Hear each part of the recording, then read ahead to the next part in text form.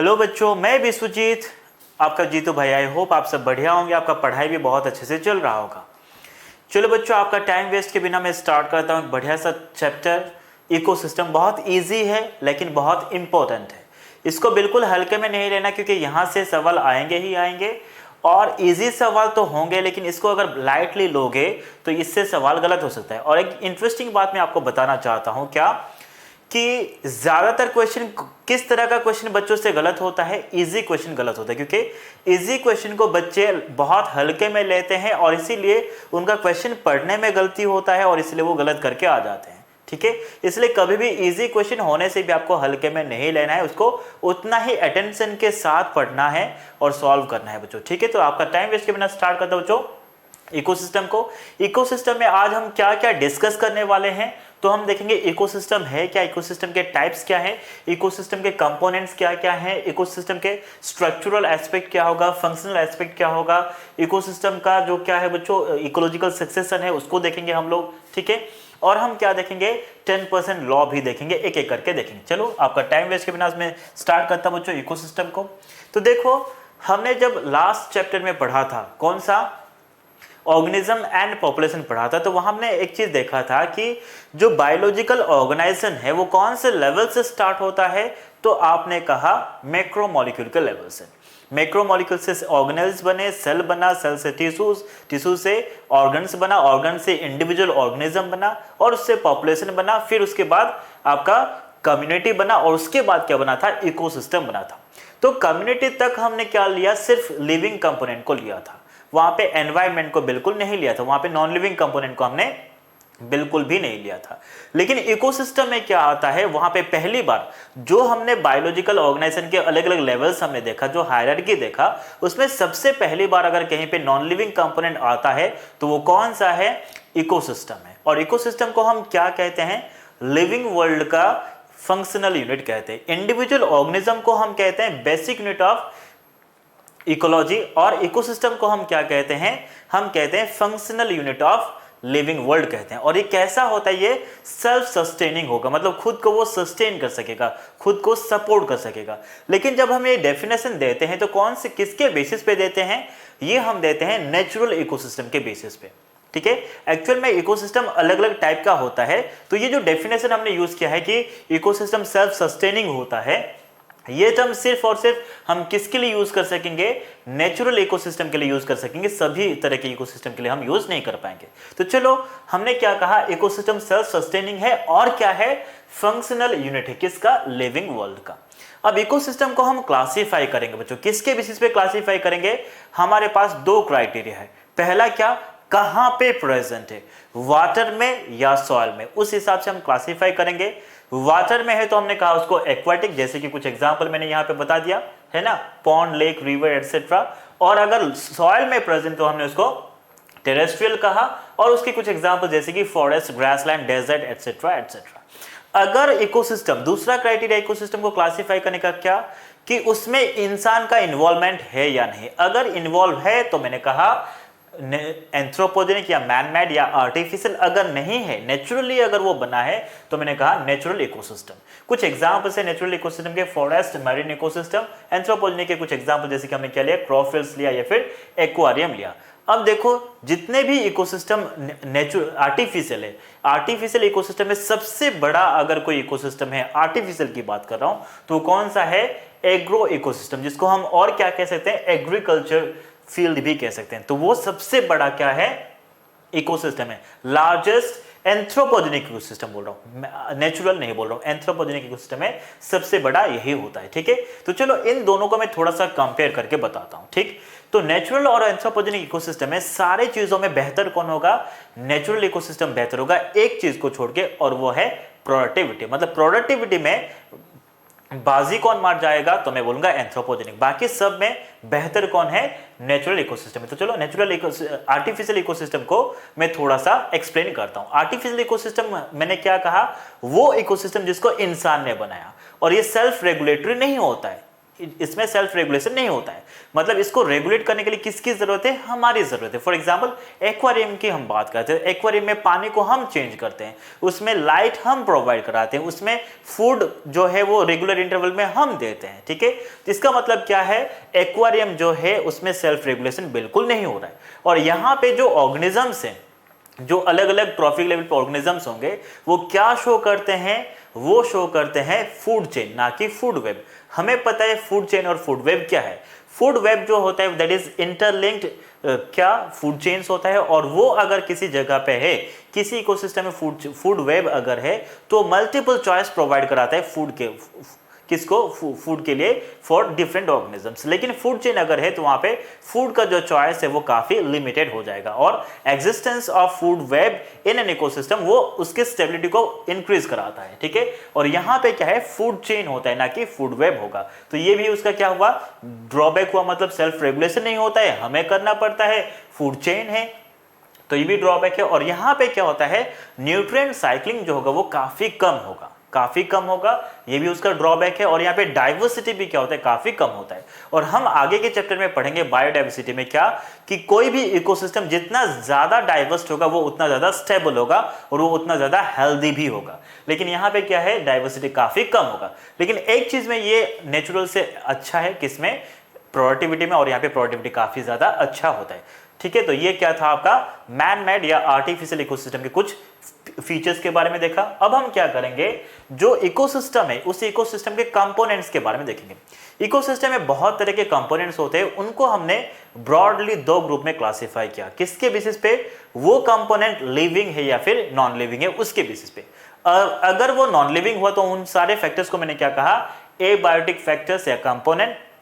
अगर लिविंग हुआ तो उनको मैंने कहा बायोटिक कंपोनेंट्स या बायोटिक फैक्टर्स। एबायोटिक कंपोनेंट्स बहुत तरह के होते हैं, उन सभी को हमने ब्रॉडली 3 ग्रुप में क्लासिफाई किया। अगर वो क्लाइमेट से रिलेटेड है, जैसे कि टेम्परेचर हो गया, एयर करंट हो गया, ह्यूमिडिटी हो गया, ये सब को हमने क्या किस में रखा, हमने क्लाइमेटिक फैक्टर्स में रखा। अगर वो सॉइल रिलेटेड कुछ भी है तो हमने कहा उसको एडाफिक फैक्टर। और अगर वो क्या अर्थ के सरफेस रिलेटेड है, मतलब स्लोपी एरिया है, प्लेन है, माउंटेन है, क्या है, अगर ऐसा है तो हमने क्या कहा, टोपोग्राफिक फैक्टर कहा, ठीक है। तो ये क्या था आपका एबायोटिक फैक्टर्स थे। अब हम क्या देंगे, बायोटिक फैक्टर्स। अब देखो बायोटिक फैक्टर्स में अलग अलग टाइप के ऑर्गेनिजम्स आ जाएंगे, वहां पे प्रोड्यूसर्स आ जाएगा, कंज्यूमर आ जाएगा, वहां पे डिकम्पोजर आ जाएंगे। उसके साथ साथ कुछ दूसरे ऑर्गेनिज्म भी, जैसे कि डेट्राइवर्स, स्कैवेंजर्स या फिर पैरासाइट्स, पैथोजेंस भी आ जाते हैं यहाँ पे, ठीक है। तो स्टार्ट करते हैं किससे बच्चों, प्रोड्यूसर से। ऐसा ऑर्गेनिज्म जिसके बिना ये अर्थ कभी एग्जिस्ट नहीं कर पाता, ठीक है। तो हम देख रहे हैं किसके बारे में, प्रोड्यूसर के बारे में। प्रोड्यूसर हम क्यों कह रहे हैं, क्योंकि वो प्रोड्यूस करता है। क्या प्रोड्यूस करता है, फूड को प्रोड्यूस करेगा। किस प्रोसेस से, तो मैं बोलूंगा फोटोसिंथेसिस प्रोसेस है। और फोटोसिंथेसिस करने के लिए क्या होना चाहिए, क्लोरोफिल होना चाहिए। और जिस ऑर्गेनिज्म में क्लोरोफिल होगा ऑब्वियसली वो ग्रीन होगा। और इसीलिए हमने क्या कहा, ये जो प्रोड्यूसर्स है इनके एग्जाम्पल में हम किसको ले रहे हैं, ग्रीन फोटोसिंथेटिक प्लांट्स को ले रहे हैं। इसका मतलब ये नहीं कि सिर्फ प्लांट ही प्रोड्यूसर है, ऐसा नहीं है, माइक्रोब्स भी प्रोड्यूसर है। फॉर एग्जाम्पल अगर आप बायोलॉजिकल क्लासिफिकेशन पढ़ोगे 11th क्लास का, वहां पे क्या लिखा है, जो डायटम्स होते हैं they are the chief producers of ocean. और डायटम क्या होता है, यूनिसेलुलर होता है, that is not a plant. क्योंकि आर.एच. व्हिटेकर के हिसाब से प्लांट हम किसको कहते हैं, मल्टी सेलुलर ऑर्गेनिज्म को कहते हैं, ना कि यूनिसेलुलर। और diatom is unicellular, even though that is photosynthetic, उसको हम प्लांट नहीं कह सकते हैं। किसके हिसाब से, आर.एच. व्हिटेकर सर के हिसाब से, ठीक है। तो हमने क्या कहा, मेन प्रोड्यूसर हमने कौन सा लिया बच्चों, ग्रीन फोटोसिंथेटिक प्लांट्स लिया। और वो क्या करते हैं, फोटोसिंथेसिस परफॉर्म करते हैं, इसलिए हमने फोटोसिंथेटिक कहा। और उनको मैं क्या कहूंगा, ऑटोट्रॉफ कहूंगा। अब ऑटोट्रॉफ का मतलब क्या है मैं बता देना चाहता हूं। जो फूड सिंथेसाइज करेगा उसको ऑटोट्रॉफ नहीं कहते बच्चों। किसको ऑटोट्रॉफ कहेंगे फिर, आपने बिल्कुल सही सुना, बिल्कुल सही सुना, फूड बनाने वाले को मैं ऑटोट्रॉफ बोलूंगा, ऐसा नहीं बच्चों। उसका एक्चुअल डेफिनेशन क्या है, कोई भी ऑर्गेनिज्म अगर इनऑर्गेनिक कार्बन को यूज कर सकता है उसको मैं ऑटोट्रॉफ बोलूंगा। फॉर एग्जांपल जो प्लांट्स है वो CO2 को यूज कर रहे हैं, and CO2 is inorganic carbon, है ना। तो वो उसको यूज कर पा रहे हैं। हम लोग इनऑर्गेनिक कार्बन को यूज नहीं कर सकते, हम we can not use CO2। हम किसको यूज करेंगे, हम प्रोटीन को यूज कर सकते हैं, लिपिड को यूज कर सकते हैं, कार्बोहाइड्रेट को यूज कर सकते हैं। और वहां पे जो कार्बन है वो बेसिकली है क्या, ऑर्गेनिक कार्बन। तो जो इनऑर्गेनिक कार्बन को यूज नहीं कर पाएगा, ऑर्गेनिक कार्बन को यूज करेगा, वो हो गया हेटेरोट्रॉफ। और जो इनऑर्गेनिक कार्बन को यूज कर पाएगा उसको मैंने कहा ऑटोट्रॉफ कहा, ठीक। उसके बाद क्या बच्चों, उनको हमने कन्वर्टर्स या ट्रांसड्यूसर्स भी कहा। ऐसा क्यों? क्योंकि वो क्या कर रहे हैं, वन फॉर्म ऑफ कार्बन को दूसरे फॉर्म ऑफ कार्बन में कन्वर्ट कर रहे हैं, इनऑर्गेनिक कार्बन को ऑर्गेनिक कार्बन में कन्वर्ट कर रहे हैं। जैसे कि CO2 इनऑर्गेनिक है, उसको वो ग्लूकोज में कन्वर्ट कर रहे हैं, मतलब वो ऑर्गेनिक कार्बन में कन्वर्ट कर रहे हैं, इसलिए उसको हम कन्वर्टर्स या फिर ट्रांसड्यूसर्स भी कहते हैं। अलग अलग इकोसिस्टम में जो प्रोड्यूसर्स होंगे वो अलग अलग होंगे, लेकिन हम सारे प्रोड्यूसर्स को नहीं ले रहे हैं, हम यहाँ पे क्या ले रहे हैं बच्चों, चीफ प्रोड्यूसर्स को ले रहे हैं। किसको ले रहे हैं? चीफ प्रोड्यूसर्स को ले रहे हैं। अगर मैं टेरेस्ट्रियल इकोसिस्टम की बात करूं तो वहां पे अलग अलग टाइप के प्रोड्यूसर्स होंगे, लेकिन इन टेरेस्ट्रियल इकोसिस्टम में चीफ प्रोड्यूसर्स कौन होंगे? तो मैं बोलूंगा herbaceous plants and woody plants होंगे। और अगर मैं एक्वाटिक इकोसिस्टम की बात करूं तो वहां पे फाइटोप्लैंक्टन आ जाएंगे, एल्गी आ जाएगा, इस तरह से कुछ और भी प्लांट्स आ जाएंगे। ठीक है, तो ये क्या था आपका प्रोड्यूसर के बारे में था। किसके बारे में? प्रोड्यूसर के बारे में था। अब मैं बात करूंगा किसके बारे में? कंज्यूमर के बारे में। ठीक है, देखो कंज्यूमर जितने भी ऑर्गेनिज्म, जो भी ऑर्गेनिज्म कंज्यूमर में आता है, सबके सब प्लांट के ऊपर या तो डायरेक्टली या फिर इनडायरेक्टली डिपेंड करते हैं, और सबके सब क्या करते हैं, ऑर्गेनिक कार्बन को ही यूज करेंगे, इसलिए उन सबको हमें क्या बोलूंगा, हेटेरोट्रॉफ कहूंगा। क्या कहूंगा? हेटेरोट्रॉफ। और जो कंज्यूमर्स होते हैं उसको आपने अलग अलग ग्रुप में क्लासिफाई किया, जैसे कि primary consumer, secondary consumer, tertiary consumer या फिर टॉप कार्निवोर, ऐसे आप क्लासिफाई करते हो। तो चलो मैं स्टार्ट करता हूं प्राइमरी कंज्यूमर से। ठीक है, अब जो प्राइमरी कंज्यूमर है वो किसके ऊपर डिपेंड करता है? प्लांट के ऊपर डायरेक्टली डिपेंड करता है, मतलब वो प्लांट से वो न्यूट्रिएंट को ऑब्टेन करेगा। ठीक है, तो मैंने उसको क्या कहा बच्चों, उसको मैंने फर्स्ट ऑर्डर कंज्यूमर कहा है ना, और उसको मैं और क्या कह सकता हूं, हर्बीवोर भी कह सकता हूं। हर्बीवोर का मतलब क्या है, सबको अच्छे से आता है, और उनको हमने की इंडस्ट्री एनिमल भी कहा। क्यों कहा ऐसा? क्योंकि ये जो हर्बीवोर होगा वो क्या करेगा, प्लांट प्रोडक्ट को खाएगा, मतलब मान लो उसने ग्रास को खा लिया, वो क्या है बच्चों, वो प्लांट मटेरियल है, तो वो प्लांट मटेरियल को जैसे वो लेगा उसके बॉडी में वो प्लांट मटेरियल किस में कन्वर्ट होगा, एनिमल मटेरियल में कन्वर्ट होगा। और क्योंकि यहाँ पे one form of material is converted into another form of material, that is why we call this primary consumer as key industry animal. मतलब क्या देखा, दो नाम हमने देख लिया, कौन सा बच्चों, एक तो देखा प्रोड्यूसर्स के लिए हमने क्या देखा, कन्वर्टर्स या फिर ट्रांसड्यूसर्स, और प्राइमरी कंज्यूमर को हमने क्या कहा, की इंडस्ट्री एनिमल कहा। और उसके कुछ एग्जांपल जैसे कि टेरेस्ट्रियल इकोसिस्टम में क्या आ जाएगा, ग्रासहोपर, काउ, डियर, और एक्वाटिक इकोसिस्टम में क्या आ जाएगा, मलस्क आगे, टेडपोल आ गया, मस्क्यूटो के लार्वा भी आ गया। इस तरह से अलग अलग एग्जांपल हम बिल्कुल ले सकते हैं। उसके बाद क्या बच्चों, सेकेंडरी कंज्यूमर। सेकेंडरी कंज्यूमर का मतलब क्या, वो ऑर्गेनिजम्स जो किसके ऊपर किसको खाए, जो प्राइमरी कंज्यूमर को खाए, उसको मैं क्या बोलूंगा, सेकेंडरी कंज्यूमर बोलूंगा। इनको हम सेकेंड ऑर्डर कंज्यूमर भी कह सकते हैं या फिर प्राइमरी कार्निवोर भी कह सकते हैं। क्या कह सकते हैं, प्राइमरी कार्निवोर भी कह सकते हैं। उसके कुछ एग्जांपल मैंने यहाँ पे लिखा हुआ है बच्चों, टेरेस्ट्रियल इकोसिस्टम का सेकेंडरी कंज्यूमर के कुछ एग्जांपल, जैसे कि टोड हो गया, spider, lizard, insectivores, birds. Yes बिल्कुल, तो इस तरह से मैंने कुछ एग्जांपल लिया। और जो एक्वाटिक इकोसिस्टम है उसमें सेकेंडरी कंज्यूमर के कुछ एग्जांपल में हम क्या ले सकते हैं, हम हाइड्रा, फ्रॉग्स, स्मॉल फिशेस, ये सब हम ले सकते हैं। ठीक है, तो ये क्या था आपका सेकेंडरी कंज्यूमर। अब हम देखेंगे टर्सरी कंज्यूमर। ठीक है, प्लांट को जिसने खाया प्राइमरी कंज्यूमर, प्राइमरी कंज्यूमर को जो खाया सेकेंडरी कंज्यूमर, सेकेंडरी कंज्यूमर को जो खाएगा उसको मैं बोलूंगा टर्सरी कंज्यूमर। टर्सरी कंज्यूमर को मैं क्या बोल सकता हूं बच्चों, थर्ड ऑर्डर कंज्यूमर बोल सकता हूं या फिर सेकेंड ऑर्डर कार्निवोर कह सकता हूं। उसके कुछ एग्जांपल मैंने यहां पे लिखा हुआ है। टेरेस्ट्रियल इकोसिस्टम में क्या ले सकता हूं बच्चों, स्नेक ले सकता हूं, और एक्वाटिक इकोसिस्टम में मैं लार्ज फिशेस को ले सकता हूं। ठीक है, और अब मैं टॉप कार्निवोर की बात करूंगा, जो सबसे जिसको कोई नहीं खाएगा वो क्या होगा, टॉप कार्निवोर होगा। ठीक है, और ये जो है ये जो टॉप कार्निवोर है वो हो सकता है कि प्राइमरी कार्निवोर हो सके, या फिर सेकेंडरी हो सके, या फिर टर्सरी कार्निवोर भी हो सकता है। कुछ एग्जांपल जैसे कि टाइगर हो गया, लायन हो गया, या फिर क्या हुआ आपका फैल्कन हो गया, पीकॉक हो गया, ये सब किसके एग्जांपल है, टॉप कार्निवोर के एग्जांपल्स। ठीक, चलो आगे देखते हैं बच्चों। अब हम देखेंगे एक important organism, group of organism जो कि डिकम्पोजर्स है। हमने तो अभी तक दो देख लिया, कौन सा बच्चों, प्रोड्यूसर्स देखा और कंज्यूमर देखा। ठीक, तो देखो मैंने ये कहा आपको कि कोई भी ऑर्गेनिज्म है, चाहे छोटा हो या फिर बड़ा हो, प्रोकैरियोट हो या फिर यूकैरियोट हो, वो सब के सब प्लांट के ऊपर डायरेक्टली या फिर इनडायरेक्टली डिपेंड करेंगे। हमने ऐसा कहा क्यों, क्योंकि वो फूड सप्लाई करते हैं। क्या करते हैं, फूड सप्लाई करेंगे। तो फूड सप्लाई करने वाले प्रोड्यूसर्स जितने इंपॉर्टेंट है, इक्वली इंपॉर्टेंट कौन होते हैं, डिकम्पोजर होते हैं। अगर ये डिकम्पोजर नहीं होते तो क्या नहीं होता, न्यूट्रिएंट साइक्लिंग नहीं होता, और न्यूट्रिएंट साइक्लिंग नहीं होता तो अर्थ में जो लिविंग लिविंग स्पीसीज है वो कंटिन्यू नहीं कर पाती। इसलिए ये जो डिकम्पोजिशन प्रोसेस है that is equally important to that of productivity, जो हम आगे देखने वाले हैं, मतलब जो फोटोसिंथेसिस की बात कर रहे हैं उसके जैसा ही ये इंपॉर्टेंट होता है। उसको परफॉर्म करने वाले जो ऑर्गेनिजम्स है जिसको मैं डिकम्पोजर कहता हूं वो भी उतना ही इंपॉर्टेंट है। ठीक है, अब देखते हैं बच्चों, इनको मैं क्या कहता हूं, रेड्यूसर्स कह सकता हूं। क्या कह सकता हूं, रेड्यूसर कहता हूं।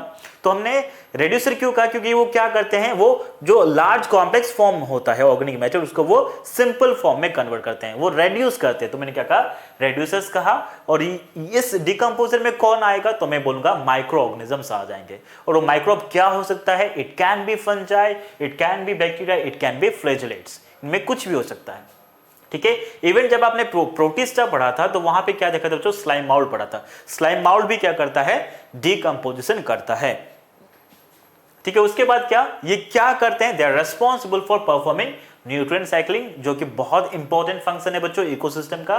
और ये क्या करते हैं, वो जो कॉम्प्लेक्स ऑर्गेनिक मैटर है, क्या है, कॉम्प्लेक्स ऑर्गेनिक मैटर है, उसको वो किस में कन्वर्ट करते हैं, सिंपल ऑर्गेनिक मैटर में कन्वर्ट करेंगे। और फिर उस सिंपल ऑर्गेनिक मैटर से क्या बनेगा, इनऑर्गेनिक कंपाउंड बनेगा। मतलब पहले क्या मेरे पास पहले क्या बच्चों, ऑर्गेनिक मैटर है, क्या ऑर्गेनिक मैटर, ऑर्गेनिक मैटर से क्या बनना है, अल्टीमेटली इनऑर्गेनिक कंपाउंड बनेगा।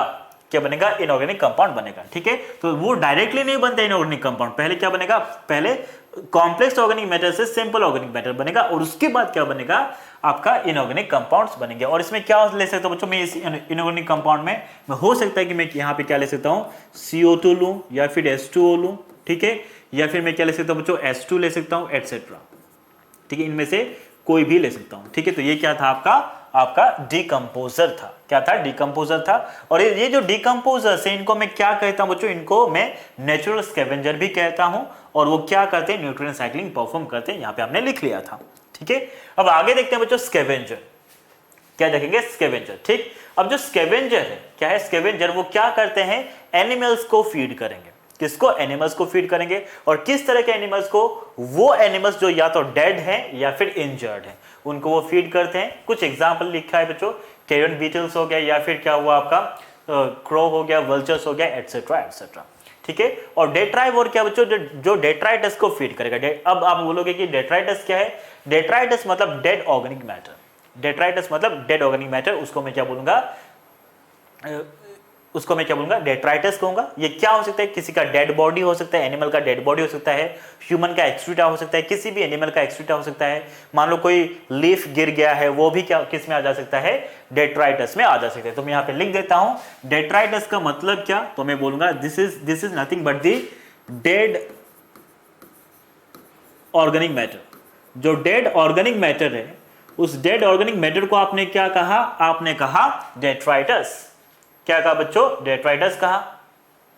ठीक है, अब उसके बाद देखते हैं बच्चों किसके बारे में, पैरासाइट्स के बारे में। किसके बारे में, पैरासाइट्स। अब जो पैरासाइट है वो क्या करता है, वो अपने होस्ट से न्यूट्रिएंट को ऑब्टेन करेगा। अब जो पैरासाइट है हो सकता है कि वो होस्ट के बॉडी के अंदर रहे या फिर बॉडी के बाहर रहे, उसके हिसाब से आपने उसको क्या कहा, उसको आपने एक्टोपैरासाइट या फिर एंडोपैरासाइट कहा। क्या कहा, एक्टोपैरासाइट या फिर एंडोपैरासाइट कहा। ठीक है, और कुछ एग्जांपल दिया है बच्चों, जैसे कि क्या हुआ, बैक्टीरिया हुआ, फंजाई हुआ, प्रोटोजोआ हुआ, वर्म्स हो गए, ऐसे हुआ। ठीक है, तो ये हुआ।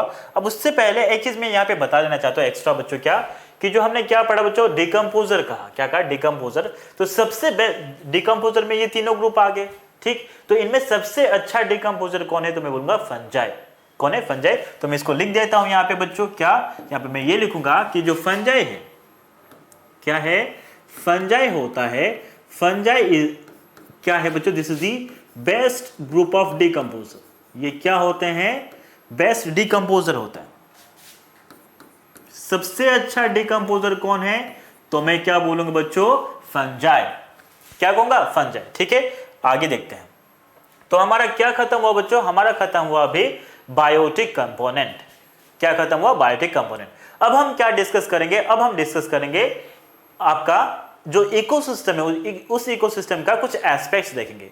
इकोसिस्टम के दो एस्पेक्ट देखना है हमें, कौन कौन सा, एक तो स्ट्रक्चरल एस्पेक्ट देखना है और एक फंक्शनल एस्पेक्ट देखना है। तो हम स्टार्ट करते हैं किससे बच्चों, स्ट्रक्चरल एस्पेक्ट से। किससे, स्ट्रक्चरल एस्पेक्ट से। अब देखते हैं, चलो उससे पहले मैं यहां पे लिख देता हूं बच्चों, यहां पे लिख देता हूं क्या, कि जो इकोसिस्टम होगा, क्या है, इकोसिस्टम। उस इकोसिस्टम के दो चीज देखेंगे, क्या क्या देखेंगे, तो मैं बोलूंगा इकोसिस्टम का स्ट्रक्चर देखेंगे, क्या देखेंगे, स्ट्रक्चर, और इकोसिस्टम के क्या देखेंगे बच्चों, फंक्शन देखेंगे, क्या देखेंगे, फंक्शन। अब ये जो इकोसिस्टम का क्या है, स्ट्रक्चर, इस स्ट्रक्चर में क्या क्या आ जाएगा, तो मैं बोलूंगा स्पीसीज कंपोजिशन आ जाएगा, क्या आ जाएगा, स्पीसीज कंपोजिशन आएगा, ठीक है, और क्या आएगा, तो मैं बोलूंगा स्ट्रेटिफिकेशन। तो आपको आना चाहिए, ये सवाल आपको देगा बच्चों क्या, कि कौन सा इकोसिस्टम का स्ट्रक्चरल एस्पेक्ट है, कौन सा फंक्शनल एस्पेक्ट है, ऐसे पूछेगा। तो आपको अच्छे से आना चाहिए कौन सा स्ट्रक्चरल एस्पेक्ट है, ठीक है। और फंक्शनल एस्पेक्ट की अगर मैं बात करूं तो वहां पे क्या क्या आ जाएगा बच्चों, तो मैं बोलूंगा वहां पे प्रोडक्टिविटी आता है, क्या आएगा, प्रोडक्टिविटी आ जाएगा। और प्रोडक्टिविटी के बाद में क्या ले सकते हो बच्चों, तो मैं बोलूंगा वहां पे डीकंपोजिशन, क्या आएगा, डीकंपोजिशन। और मैं क्या कह सकता हूं, एनर्जी फ्लो भी ले सकता हूं बच्चों, क्या ले सकता हूं, एनर्जी फ्लो। और एनर्जी फ्लो के साथ साथ मैं क्या लूंगा, न्यूट्रिएंट साइक्लिंग, क्या लूंगा, न्यूट्रिएंट साइक्लिंग। तो हम एक एक से स्टार्ट करेंगे, पहले स्पीसीज कंपोजिशन, उसके बाद स्ट्रेटिफिकेशन, फिर उसके बाद ये चारों को देखेंगे। तो चलो स्टार्ट करते हैं किससे बच्चों, आपका स्पीसीज कंपोजिशन से। अब स्पीसीज कंपोजिशन का मतलब क्या है, इसका मतलब ये हुआ कि एक पर्टिकुलर एरिया लिया हमने, कोई इकोसिस्टम लिया, उस इकोसिस्टम में कितने टाइप के स्पीसीज हैं, और वो जो हर एक स्पीसीज है, उन हर स्पीसीज का कितना नंबर ऑफ इंडिविजुअल्स है, उसको मैं क्या कहता हूं, स्पीसीज कंपोजिशन कहता हूं। और अलग अलग इकोसिस्टम का स्पीसीज कंपोजिशन अलग अलग होता है, ठीक है। रिपीट कर रहा हूं, स्पीसीज कंपोजिशन का मतलब क्या, कितने टाइप के स्पीसीज है और उन स्पीसीज के नंबर ऑफ इंडिविजुअल्स कितना है, उसको मैं क्या कहता हूं, स्पीसीज कंपोजिशन कहता हूं, ठीक है। इसलिए मैंने क्या लिखा, ये स्पीसीज कंपोजिशन है बच्चों, ठीक है। और जो अलग अलग इकोसिस्टम है उसका स्पीसीज कंपोजिशन क्या होगा, अलग अलग होगा। किसी में स्पीसीज कंपोजिशन काफी ज्यादा हाई होता है, किसी में काफी कम होता है। जैसे कि मैं अगर ट्रॉपिकल रेन फॉरेस्ट की बात करूंगा तो वहां पे स्पीसीज कंपोजिशन काफी हाई होता है, और जब मैं डेजर्ट की बात करूंगा तो वहां पे स्पीसीज कंपोजिशन काफी कम होगा, ऐसा है बच्चों, ठीक है। तो मैंने कुछ एग्जाम्पल लिया बच्चों यहाँ पे, ठीक। अब आगे देखते हैं, किसके बारे में, आगे देखते हैं स्ट्रेटिफिकेशन के बारे में। तो ये दूसरा स्ट्रक्चरल एस्पेक्ट है। अब स्ट्रेटिफिकेशन का मतलब क्या, आप अलग अलग एक इकोसिस्टम में जो अलग अलग स्पीसीज होंगे उसको आप वर्टिकली अरेंज करोगे। अगर जब भी आप अलग अलग स्पीसीज को किसी भी इकोसिस्टम में अगर प्रेजेंट है, उनको अगर आप वर्टिकली अरेंज करते तो उसको आप क्या कहते हो, आप स्ट्रेटिफिकेशन कहते हो, क्या कहते हो, स्ट्रेटिफिकेशन। उसके दो एग्जांपल लेके मैं बता रहा हूं, ठीक है। तो अगर मैं वाटर बॉडी की बात करूं, किसकी बात बच्चों, वाटर बॉडी की बात करूं, तो मान लो मैं ये एक वाटर बॉडी ले रहा हूं, सपोज मैं अभी क्या ले रहा हूं बच्चों, एक वाटर बॉडी ले रहा हूं, ठीक है। सो सपोज ये आपका वाटर बॉडी है, सपोज ये क्या बच्चों, वाटर बॉडी प्रेजेंट है, क्या है, वाटर बॉडी है। अब इस वाटर बॉडी में सरफेस में कौन प्रेजेंट है बच्चों, ग्रीन एल्गी के स्पीसीज प्रेजेंट होंगे और आपका रेड एल्गी के स्पीसीज प्रेजेंट होंगे, और उससे थोड़ा नीचे कौन होगा, ब्राउन एल्गी के स्पीसीज, और उससे नीचे कौन होगा, रेड एल्गी के स्पीसीज होंगे। मतलब जो स्पीसीज है एल्गी के, वो इस तरह से वर्टिकली डिस्ट्रीब्यूटेड होंगे। ऐसा क्यों होगा, मैंने आपको कहां बता दिए थे बच्चों, मैंने आपको ऑर्गेनिज्म एंड पॉपुलेशन में लाइट का इंपॉर्टेंस में ये इसको बताया था। होता क्या है, मैं यहां पे वापस रिपीट कर रहा हूं, ग्रीन एल्गी के जो स्पीसीज होते हैं वो उन्हीं लाइट को यूज करते हैं फोटोसिंथेसिस करने के लिए जिसका पेनिट्रेशन पावर कम होगा। मतलब जो लाइट सरफेस में अवेलेबल होगा उसी को यूज करने की कैपेबिलिटी ग्रीन एल्गी को होता है, इसलिए वो सरफेस में मिलेंगे। ब्राउन एल्गी के पास फोटोसिंथेसिस करने के लिए कौन सा लाइट चाहिए, वो लाइट जिसका पेनिट्रेशन पावर उतना ज्यादा नहीं, ना ज्यादा होगा ना कम होगा। मतलब जो लाइट आपको थोड़ा सा अंदर जाएगा उसको वो यूज कर सकेगा। और जो रेड एल्गी है वो क्या करेगा, उस लाइट को यूज कर सकता है जो सरफेस में भी अवेलेबल होगा और थोड़ा सा डेप्थ में भी अवेलेबल होगा, उस तरह के। मतलब आपका वो लाइट जिसका पेनिट्रेशन पावर ज्यादा है या फिर कम है, दोनों को वो यूज कर सकता है। उसके बाद दूसरा स्ट्रेटिफिकेशन देखेंगे, कहां पे बच्चों, रेन, आप क्या देख रहे हो, एक फॉरेस्ट में लेंगे, क्या लेंगे, फॉरेस्ट में। तो फॉरेस्ट में अगर देखेंगे तो वहां पे क्या बच्चों, सबसे ऊपर का जो क्या है लेयर है उसमें स्ट्रेटम है, स्ट्रेटम बोल सकते हैं उसको, जो लेयर है उसको स्ट्रेटम बोल सकते हैं। वहां पे क्या मिल जाएगा, ट्रीज मिल जाएगा। और जो सेकेंड लेयर है उसमें क्या मिलेगा, श्रब्स मिलेगा। और जो बॉटम लेयर है वहां पे क्या मिल जाएगा, ग्रासेस और हर्ब्स मिल जाएंगे। तो ये क्या हुआ बच्चों, स्ट्रेटिफिकेशन। क्या हुआ, स्ट्रेटिफिकेशन। ठीक है, तो ये आपको समझ में आना चाहिए था और आई होप ये समझ में आया होगा। तो हमने अभी तक क्या देख लिया, इकोसिस्टम के स्ट्रक्चरल एस्पेक्ट देखा। तो अब हम देखते हैं इकोसिस्टम के फंक्शनल एस्पेक्ट। और इकोसिस्टम के फंक्शनल एस्पेक्ट में सबसे पहले क्या देखेंगे, प्रोडक्टिविटी। क्या देखेंगे, प्रोडक्टिविटी। अब बोलोगे कि सर ये प्रोडक्टिविटी क्या है, ठीक है, तो मैं बताता हूं। रेट ऑफ प्रोडक्शन उसको कहते हैं प्रोडक्टिविटी। अब बोलोगे प्रोडक्शन का मतलब क्या, मान लो कोई एरिया है बच्चों, उस एरिया में एक गिवन टाइम पीरियड में कितना बायोमास प्रोड्यूस हो रहा है, उसको मैं क्या कहता हूं, प्रोडक्शन। क्या बोलूंगा, प्रोडक्शन। मैं रिपीट कर रहा हूं, कोई भी गिवन एरिया है ना, या फिर मैं क्या बोलूंगा, एक मान लो कोई यूनिट एरिया है, उस यूनिट एरिया में गिवन टाइम पीरियड में कितना बायोमास प्रोड्यूस होता है उसको मैं कहता हूं प्रोडक्शन। और पर यूनिट टाइम कितना प्रोडक्शन प्रोड्यूस हो रहा है तो मैं क्या बोलूंगा, मैं कहूंगा रेट ऑफ बायोमास प्रोडक्शन, या फिर मैं कहूंगा प्रोडक्टिविटी। ठीक है, मैं रिपीट कर रहा हूं, अगर वो देख कि क्या फॉर्मेशन और synthesis of biomass per unit area over A time period, अगर वो ओवर ए टाइम पीरियड या फिर इन ए गिवन टाइम पीरियड, तो आपको क्या करना है, प्रोडक्शन करना है। और अगर वो ये कहे कि पर यूनिट टाइम, तो क्या करना है, आपको प्रोडक्टिविटी करना है। क्या करना है, प्रोडक्टिविटी करना है। और ये जो प्रोडक्टिविटी है वो अलग अलग इकोसिस्टम में उसका वैल्यू अलग अलग होगा, किसी में काफी ज्यादा होगा तो किसी में कम होगा। तो कौन से इकोसिस्टम में काफी हाई अमाउंट में प्रोडक्टिविटी शो होता है, तो मैं बोलूंगा कोरल रीफ, या फिर ट्रॉपिकल रेन फॉरेस्ट, या फिर सुगरकेन फील्ड। ठीक है, सुगरकेन फील्ड किस में आ जाता है बच्चों, आपका मैन मेड इकोसिस्टम में आ जाता है, और इसमें काफी ज्यादा प्रोडक्टिविटी होता है। ठीक है, अब उसके बाद क्या बच्चों, सबसे कम प्रोडक्टिविटी आपको कहां पे मिल जाएगा, डेजर्ट में मिल जाएगा, और कहां पे, डीप सी में मिल जाएगा। अब डेजर्ट में क्यों कम मिलेगा, क्योंकि यहां पे वाटर का कंटेंट क्या है, काफी कम है। क्योंकि प्रोडक्टिविटी की जब हम बात कर रहे हैं तो वहां पे हम मेनली किसके बेसिस पे कहते हैं, प्लांट्स के रेस्पेक्ट में, मतलब वहां पे प्राइमरी प्रोडक्टिविटी के रेस्पेक्ट में बात करते हैं। और प्राइमरी प्रोडक्टिविटी मतलब क्या, फोटोसिंथेसिस वहां पे कंसीडर करेंगे। और डेजर्ट में क्या है, वहां पे प्लांट का नंबर पहले तो कम है, और जो भी प्लांट प्रेजेंट है उनको वाटर भी काफी कम मिलेगा। और फोटोसिंथेसिस के लिए क्या चाहिए, वाटर चाहिए। तो यहाँ पे क्या होगा, प्रोडक्टिविटी काफी कम होगा। डीप सी में लाइट क्या होता है, काफी कम प्रेजेंट होगा, इसलिए यहाँ पे प्रोडक्टिविटी क्या होगा, कम होगा। ठीक है, आगे देखते हैं बच्चों। तो जो प्रोडक्टिविटी है, क्या है, प्रोडक्टिविटी है, उसको आपने अलग अलग ग्रुप में क्लासिफाई किया, जैसे कि primary productivity, secondary productivity, community productivity, ऐसे। तो हम देखते हैं क्या, सबसे पहले ये जो आपका प्राइमरी प्रोडक्टिविटी है, इसका मतलब क्या है, जब भी प्लांट्स फोटोसिंथेसिस करके per unit area, per unit time जितना बायोमास प्रोड्यूस करेंगे, उसको मैं कहूंगा प्राइमरी प्रोडक्टिविटी। तीन चीज याद रखना है, किससे, प्लांट से, क्या होके, फोटोसिंथेसिस होके, है ना, per unit area, per unit time, उसको मैं क्या कहता हूं, उसको मैं प्राइमरी प्रोडक्टिविटी बोलूंगा। ठीक है, तो प्राइमरी प्रोडक्टिविटी का डेफिनेशन हमने यहां पे लिखा है बच्चों, क्या, रेट एट विच बायोमास और organic matter is produced by plants during photosynthesis per unit area over A time period, उसको हमने क्या कहा, उसको हमने कहा प्राइमरी प्रोडक्टिविटी कहा। अब जो प्राइमरी प्रोडक्टिविटी है उसको एक्सप्रेस करने के लिए हम यूनिट्स यूज करेंगे, और वो यूनिट जो है, it can be in terms of weight और it can be in terms of energy. अगर मैं आपको कहूं कि वेट के टर्म में एक्सप्रेस करना है प्राइमरी प्रोडक्टिविटी को, तो आप कैसे एक्सप्रेस करोगे बच्चों, तो वेट के टर्म में तो आप क्या करोगे, ग्राम लोगे, क्या लोगे, ग्राम, है ना। पर यूनिट एरिया मतलब क्या लूंगा, m⁻⁻², और पर यूनिट एरिया मतलब, पर यूनिट टाइम मतलब क्या लूंगा, ईयर माइनस लूंगा। तो ये क्या हुआ बच्चों, वेट के टर्म में प्राइमरी प्रोडक्टिविटी का क्या, यूनिट। और अगर मैं क्या करूं बच्चों, अगर मैं एनर्जी के फॉर्म में उसको एक्सप्रेस करूं, तो मैं क्या कह सकता हूं, किलो कैलोरी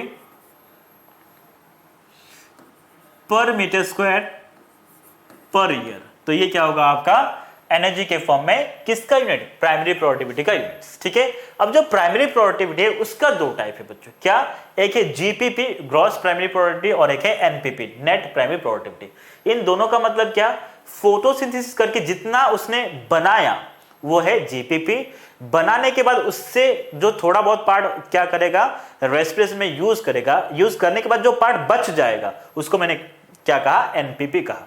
जैसे कि मान लो मेरा सैलरी बच्चों 10 रुपया है, तो जो 10 रुपया मैंने कमाया वो क्या होगा, जीपीपी होगा। और उसमें से मान लो मैंने क्या किया, 8 रुपया खर्चा कर दिया, तो मेरे पास बचा कितना, 2 रुपया बचा। तो जो 2 रुपया बचा है वो क्या होगा, एनपीपी। ठीक है, मैं रिपीट कर रहा हूं, प्लांट जब फोटोसिंथेसिस करेगा तो वो बायोमास प्रोड्यूस करेगा, लेकिन वो सारे के सारे बायोमास हमें देने के लिए वो नहीं बनाते, वो खुद यूज करने के लिए भी बनाता है। ठीक है, अब जब वो बनाएगा तो वो कैसे यूज करेगा, रेस्पिरेशन में यूज करेगा। किसमें, रेस्पिरेशन में। तो रेस्पिरेशन प्रोसेस में यूज करने के बाद जो बच जाएगा, जीपीपी के पार्ट जितना बच जाएगा वो क्या है, एनपीपी। इसलिए हम क्या कहते हैं, GPP minus respiration is equals to NPP. ये आपको, ये जो पॉइंट है ये आपको याद रखना बहुत जरूरी है बच्चों, ये आपके लिए काफी इंपॉर्टेंट है। ये वाला आपके लिए काफी इंपॉर्टेंट है। ठीक है, और ये जो एनपीपी है, NPP is available to consumer and decomposer. GPP कभी अवेलेबल नहीं होगा, जीपीपी कभी अवेलेबल नहीं होगा। अगर मैं जो 10 रुपया कमाया हूं, क्या वो 10 रुपया मेरे फैमिली को अवेलेबल है, नहीं है।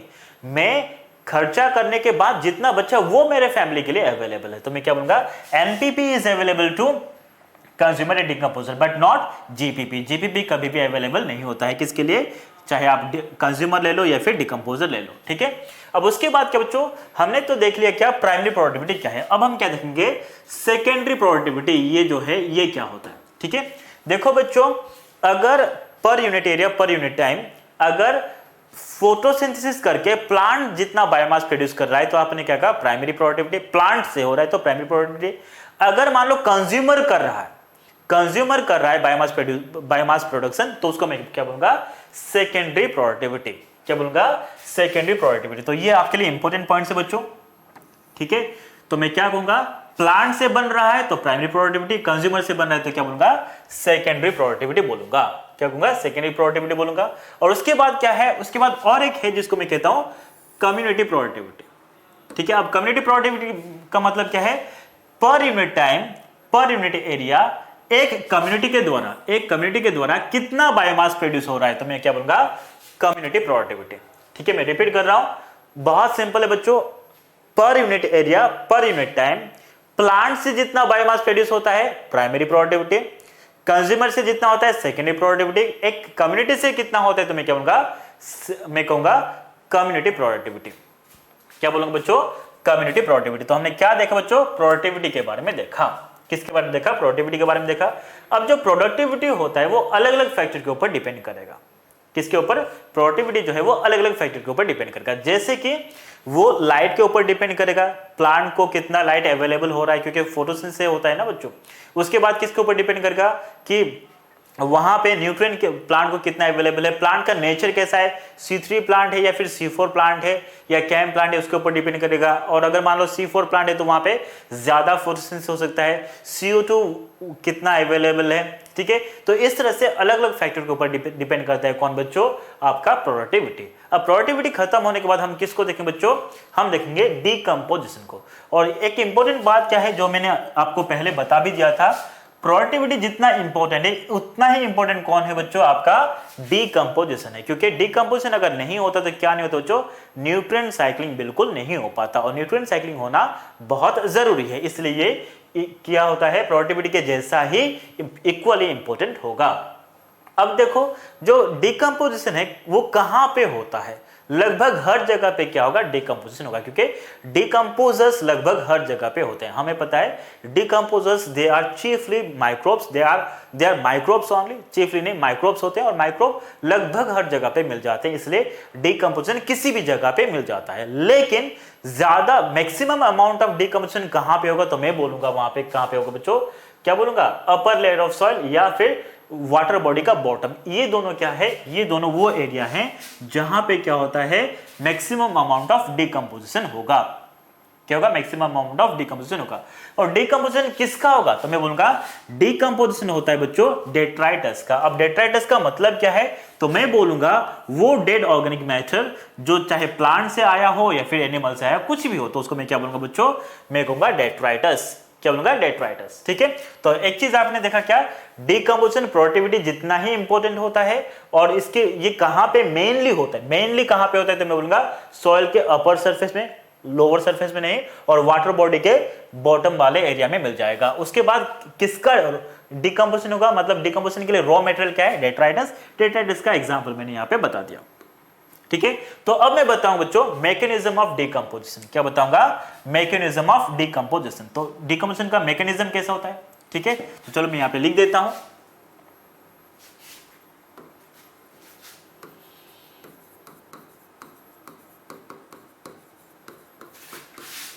अब हम क्या पढ़ रहे हैं बच्चों, डिकम्पोजिशन का मैकेनिज्म। क्या पढ़ रहे हैं, डिकम्पोजिशन का मैकेनिज्म कैसे होता है, ये आपके लिए इंपॉर्टेंट है बच्चों, बहुत ही इंटरेस्टिंग भी है। देखते हैं क्या होता है। तो हमने क्या पढ़ा, डिकम्पोजिशन किससे स्टार्ट होता है, वो स्टार्ट होता है डेट्राइटस से। किससे, डेट्राइटस से।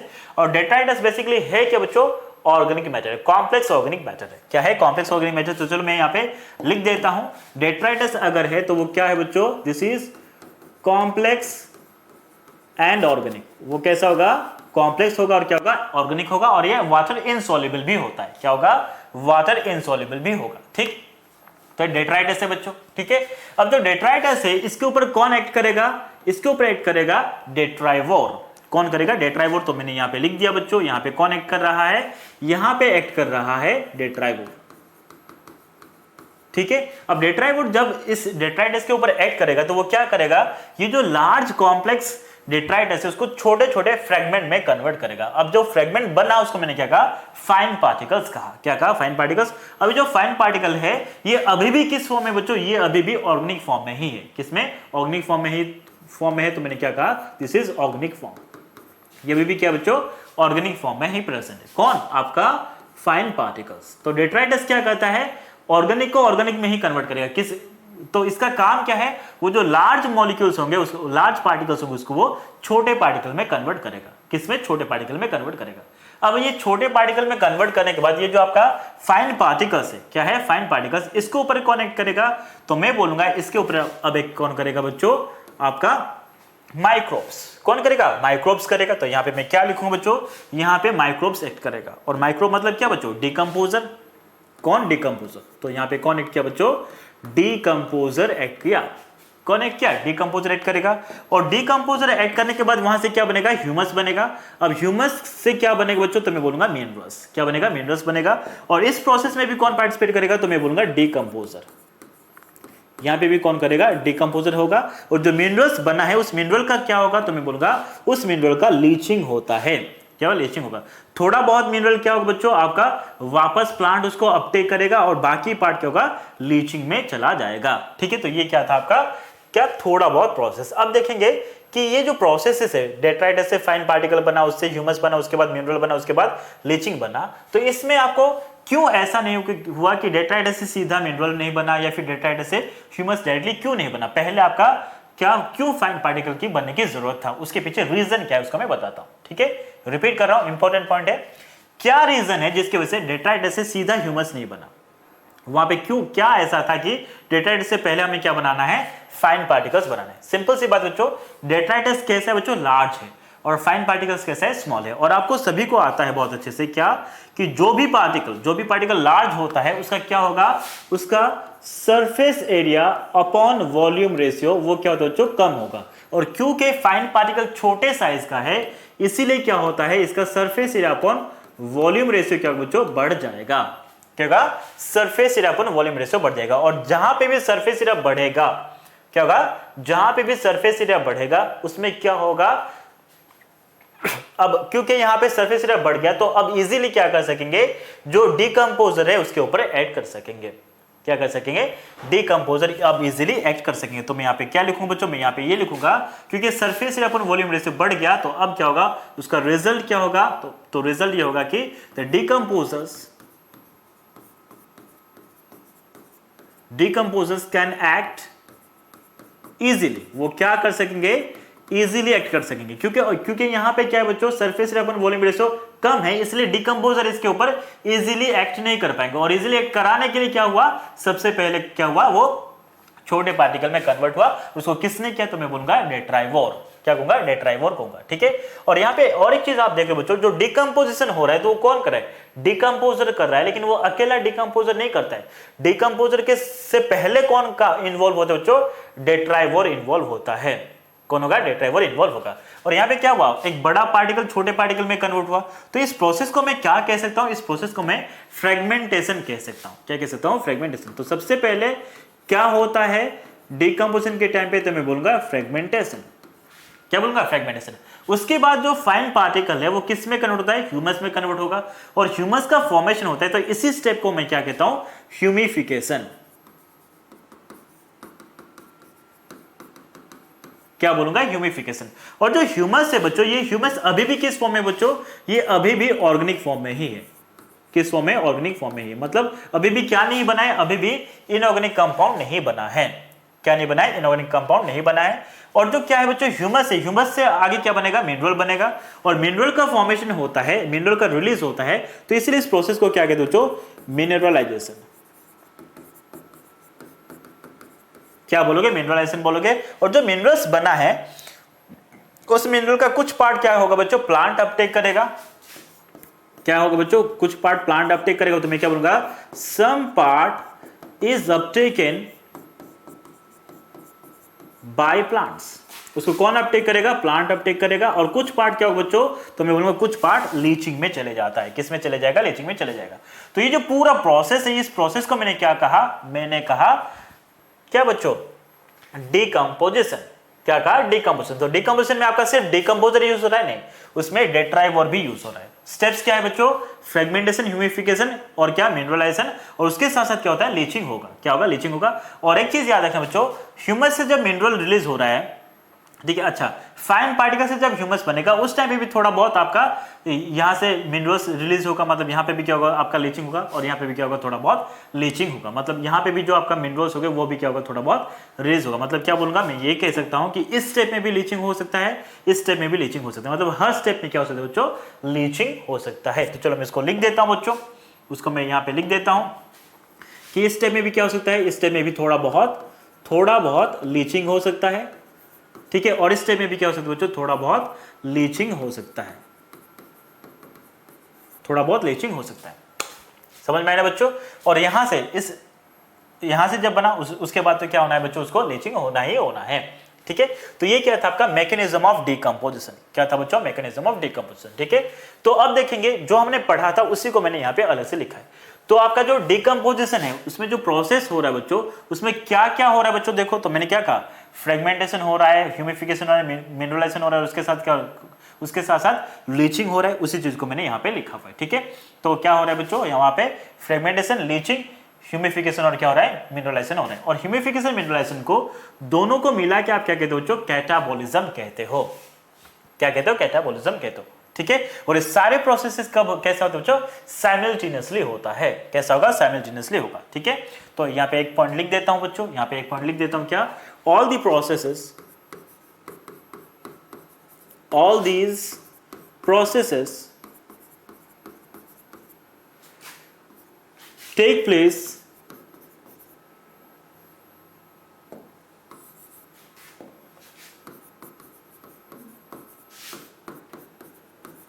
साइमल्टेनियसली। वो कैसे होंगे बच्चों, साइमल्टेनियसली होते हैं। कैसे होंगे, साइमल्टेनियसली होंगे, ठीक है। अब हम क्या देखेंगे, ह्यूमस के बारे में देखेंगे। किसके बारे में, ह्यूमस के बारे में। जो ह्यूमस है वो कैसा होता है बच्चों, ऑर्गेनिक होगा। और उसका नेचर कैसा होगा, तो मैं बोलूंगा डार्क कलर का होता है, स्लाइटली एसिडिक होगा, एमॉर्फस होगा। एमॉर्फस का मतलब क्या, जिसका कोई डेफिनेट फॉर्म नहीं हो, ठीक है। और ये हाईली रेजिस्टेंट होता है माइक्रोबियल एक्टिविटी के लिए। मतलब क्या है, इसके ऊपर इजीली एक्ट कौन नहीं कर पाएगा, माइक्रोब नहीं कर पाएगा।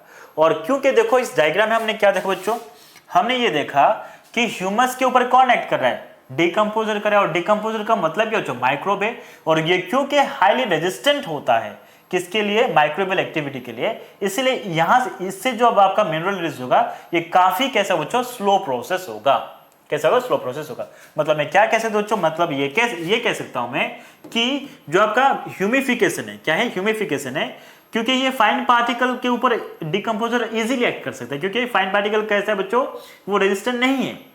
और ये क्योंकि फाइन पार्टिकल रेजिस्टेंट नहीं है, इसलिए ह्यूमिफिकेशन प्रोसेस कैसा बच्चों, ये फास्टर होता है। कैसा होगा, फास्टर होगा। कौन सा प्रोसेस? ह्यूमिफिकेशन। लेकिन क्योंकि ह्यूमस रेजिस्टेंट होता है माइक्रोब के लिए, माइक्रोबियल एक्टिविटी के लिए, इसलिए ह्यूमस से जब मिनरल रिलीज हो रहा है, मतलब क्या, मिनरलाइजेशन हो रहा है, ये प्रोसेस कैसा हो बच्चों? ये प्रोसेस आपका स्लोअर होगा। कैसा होगा? स्लोअर होगा। रीजन क्या है? क्योंकि ह्यूमस कैसा होता है? रेजिस्टेंट होता है। किसके लिए? For microbial activity. ठीक है, तो हमने क्या क्या देखा? ह्यूमस कैसा होता है? तो मैं बोलूंगा वो होता है बच्चों आपका स्लाइटली एसिडिक होगा, एमोर्फस होता है, डार्क कलर का होता है। ठीक है, और क्या है बच्चों? That is resistant to microbial activity, ये हमने कहा। और उसमें क्या क्या होता है बच्चों? उसमें काफी ज्यादा अमाउंट में सेल्यूलोज प्रेजेंट होगा, टैनिन्स प्रेजेंट होता है, लिग्निन प्रेजेंट होता है, ये हमने देखा। और एक कैसा बच्चों? कोलोइडल भी होता है। कैसा होता है? कोलोइडल। और इसके पास काफी ज्यादा अमाउंट में न्यूट्रिएंट प्रेजेंट होता है, इसलिए हमने ह्यूमस को क्या कहा बच्चों? हमने कहा रिजर्वॉयर ऑफ न्यूट्रिएंट्स। क्या कहा? रिजर्वॉयर ऑफ न्यूट्रिएंट्स का। ठीक है, और इसीलिए हम क्या कहते हैं? जिस सॉइल में जितना ज्यादा ह्यूमस कंटेंट है वो सॉइल उतना ज्यादा फर्टाइल है, हम ऐसे कहते हैं। क्यों? क्योंकि उसमें उतना ज्यादा न्यूट्रिएंट रिलीज होगा, मिनरल रिलीज होगा। ठीक है, अब हम क्या देखेंगे? फैक्टर्स के बारे में डिस्कस करेंगे, जो क्या करता है, जो डिकम्पोजिशन को अफेक्ट करेगा। किसको अफेक्ट करेगा? डिकम्पोजिशन को। अब डिकम्पोजिशन को कौन कौन से फैक्टर्स अफेक्ट करेंगे? सबसे पहले देखेंगे नेचर ऑफ डेट्राइटस, क्योंकि डेट्राइटस का ही क्या होता है बच्चों? डिकम्पोजिशन होगा, है ना। तो डेट्राइटस का नेचर कैसा है, उसका केमिकल नेचर कैसा है, कौन से केमिकल से बना है, उसके ऊपर डिपेंड करेगा।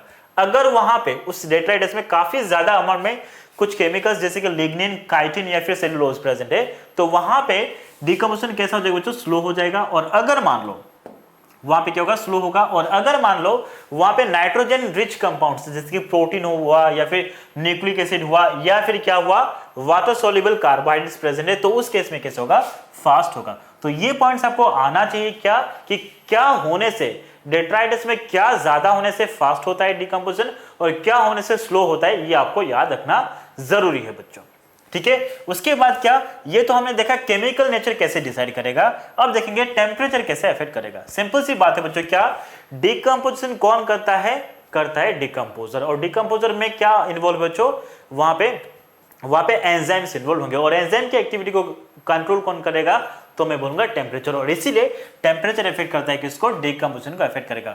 और अगर मैं बात करूं 25 डिग्री से टेम्परेचर बढ़ा दूं तो वहां पे डिकम्पोजिशन का रेट क्या बच्चों? बढ़ेगा, लेकिन एक सर्टेन लिमिट तक बढ़ेगा। मतलब आप कंटिन्यूअस बढ़ाते जाओगे टेम्परेचर तो क्या होगा? 25 से बढ़ाते जाओगे तो क्या होगा? बढ़ते जाएगा। लेकिन अगर मान लो आपने 50 डिग्री कर दिया तो वहां पे नहीं बढ़ेगा, वहां पे कम होता जाएगा। ठीक है, या फिर अगर आप 10 डिग्री से कम कर दोगे तो वहां पे क्या होगा? काफी स्लो रेट में डिकम्पोजिशन होगा। क्या होगा? काफी स्लो अमाउंट में डिकम्पोजिशन होगा। ठीक है, अब उसके साथ साथ और एक फैक्टर है बच्चों, मॉइस्चर है। ठीक है, और क्या है बच्चों? डिकम्पोजिशन होने के लिए क्या चाहिए? मॉइस्चर चाहिए। ड्राई कंडीशन में डिकम्पोजिशन का रेट काफी स्लो होता है। ठीक है, तो हमने क्या कहा? ऑप्टिमम मॉइस्चर होना चाहिए डिकम्पोजिशन के लिए। ठीक है, और जो डेजर्ट होता है, डेजर्ट में डिकम्पोजिशन का रेट काफी स्लो क्यों होता है? इसीलिए होता है क्योंकि वहां पे मॉइस्चर काफी कम प्रेजेंट होता है। और एरेशन भी चाहिए बच्चों। क्या चाहिए? एरेशन चाहिए। सिंपल सी बात है, डिकम्पोजर डिकम्पोजिशन करे, और डिकम्पोजर बेसिकली है क्या? माइक्रोब है। और वो माइक्रोब अपने सर्वाइवल के लिए उनको एटीपी चाहिए, और एटीपी के लिए क्या चाहिए? रेस्पिरेशन, और रेस्पिरेशन के लिए क्या चाहिए? एयर चाहिए, मतलब ऑक्सीजन चाहिए। तो जिस एरिया में एरेशन जितना अच्छा होगा वहां पे डिकम्पोजर उतने अच्छे से सर्वाइव कर सकेंगे और वो उतने अच्छे से डिकम्पोजिशन भी परफॉर्म कर सकते हैं। ठीक है, और एक चीज क्या बच्चों, हमने देख तो लिया कि 4 फैक्टर्स को देखा। क्या क्या? केमिकल कंपोजिशन देखा, किसका? डेट्राइटस का टेम्परेचर देखा, और क्या देखा? मॉइस्चर और एरेशन देखा। ये 4 फैक्टर्स देखा। लेकिन इन चारों में से सबसे ज्यादा अगर कोई चीज अफेक्ट करता है डिकम्पोजिशन को तो मैं क्या बोलूंगा? आपका टेम्परेचर और मॉइस्चर। क्या बच्चों? टेम्परेचर और मॉइस्चर। और एक चीज आप याद रखो, जो आपका क्या है? ट्रॉपिकल रेन फॉरेस्ट है, उसमें जो सॉइल सरफेस है, हमने क्या कहा था बच्चों? सॉइल सरफेस क्या बच्चों? Upper layer of soil, that is one of the major sites of decomposition कहा था। तो ट्रॉपिकल रेन फॉरेस्ट वाला जो एरिया है उसमें जो आपका सॉइल सरफेस, सॉइल का अपर सरफेस है, वहां पे मॉइस्चर आपको अच्छे से मिल जाएगा और टेम्परेचर भी आपको ऑप्टिमम मिल जाता है, और इसीलिए वहां पे काफी फास्ट रेट में क्या होगा? डिकम्पोजिशन होगा। क्या होगा? काफी फास्ट रेट में डिकम्पोजिशन होगा। अब उसके बाद देखेंगे सेकेंड इकोसिस्टम का फंक्शन कौन सा बच्चों? Energy flow. क्या? Energy flow. ठीक है, अब देखो बच्चों, कोई भी इकोसिस्टम है, उस इकोसिस्टम को सस्टेन करने के लिए एनर्जी चाहिए, और वो जो एनर्जी है वो हर एक इकोसिस्टम का जो एनर्जी का अल्टीमेट सोर्स है वो कौन है? आपका सन है। क्या है? सन है। ठीक है, अब देखते हैं ये जो सन है बच्चों, लेकिन उसका एक एक्सेप्शन है। कौन सा बच्चों? आपका डीप सी हाइड्रोथर्मल इकोसिस्टम है। और वहां पे क्या होता है बच्चों, जो आपका नीचे से जो हाई टेम्परेचर मिल रहा है वो हाई टेम्परेचर क्या होगा? उसके लिए एनर्जी होगा। नहीं तो बाकी सब के लिए क्या होता है? Sun is the ultimate source of energy. ठीक है, अब जब एनर्जी फ्लो की बात करेंगे तो एनर्जी फ्लो कैसे होगा? देखो एनर्जी फ्लो कैसे होगा, तो मान लो यहां पे क्या है बच्चों? सन है। यहां पे क्या है? सन है। ठीक है, तो इस सन से क्या हुआ? एनर्जी आया। इस सन से क्या बच्चों? एनर्जी आया। किसके पास आया? तो मैं बोलूंगा एनर्जी आया किसके पास? प्लांट्स के पास आया। किसके पास? प्लांट्स के पास आया। और ये जो प्लांट्स है उसको कौन से प्रोसेस में यूज किए बच्चों? फोटोसिंथेसिस प्रोसेस में यूज किए। अब इन प्लांट ने क्या बनाया? फूड बनाया। उस फूड को वो क्या करेंगे? वो फूड को कौन खाएगा? मैं बोलूंगा आपका प्राइमरी कंज्यूमर। कौन खाएगा? प्राइमरी कंज्यूमर, जिसको आप क्या कहते हो? हर्बीवोर कहते हो। और इस हर्बीवोर को कौन खाएगा? तो मैं बोलूंगा सेकेंडरी कंज्यूमर, जिसको आप क्या कहते हो? प्राइमरी कार्निवोर कहते हो। ठीक है, और उसको कौन खाएगा? तो मैं बोलूंगा टर्सरी कंज्यूमर। और उसको कौन खाएगा? तो मैं बोलूंगा टॉप कार्निवोर। क्या बोलूंगा? Top carnivore. तो यहां पे क्या हो रहा है बच्चों? तो यहां पे ये हो रहा है कि जो एनर्जी सन से किसने यूज किया? प्लांट ने यूज किया। वो एनर्जी किसके पास जा रहा है? कंज्यूमर के पास जा रहा है, प्राइमरी कंज्यूमर। उसको जब ये सेकेंडरी कंज्यूमर खाया तो क्या हुआ? इसके पास जो एनर्जी अवेलेबल था वो इसके पास आया। इसको जब ये खाएगा तो इसके पास जो एनर्जी है वो इसके पास आ गया। इसको जब ये खाएगा तो इसके पास जो एनर्जी है वो इसके पास आया। मतलब यहाँ पे जब प्रेडेशन हो रहा है, क्या हो रहा है? प्रेडेशन हो रहा है। तो इस स्टेप में प्रेडेशन हो रहा है, यहाँ पे प्रेडेशन, यहाँ पे प्रेडेशन, यहाँ पे प्रेडेशन। तो प्रेडेशन होने से क्या हो रहा है बच्चों? यहाँ पे जो आपका क्या प्रेजेंट एनर्जी वो इसके पास गया, यहाँ पे जो एनर्जी इसके पास, यहाँ पे जो एनर्जी इसके पास, यहाँ पे जो एनर्जी इसके पास जा रहा है। तो मैं क्या बोलूंगा? एनर्जी का जो फ्लो है, क्या बच्चों? एनर्जी का जो फ्लो है वो कैसे मूव कर रहा है बच्चों? तो मैं बोलूंगा प्रेडेशन होने से। क्या होने से? प्रेडेशन होने से। और इसीलिए हमने लास्ट चैप्टर में भी क्या पढ़ा था? प्रेडेशन का एक इंपॉर्टेंट फंक्शन क्या है बच्चों? तो मैं बोलूंगा it helps in flow of energy from lower trophic level to higher trophic level, है ना। अगर प्रेडेशन नहीं होता तो इससे एनर्जी इसके पास नहीं जाता, या फिर इससे एनर्जी इसके पास नहीं जाता।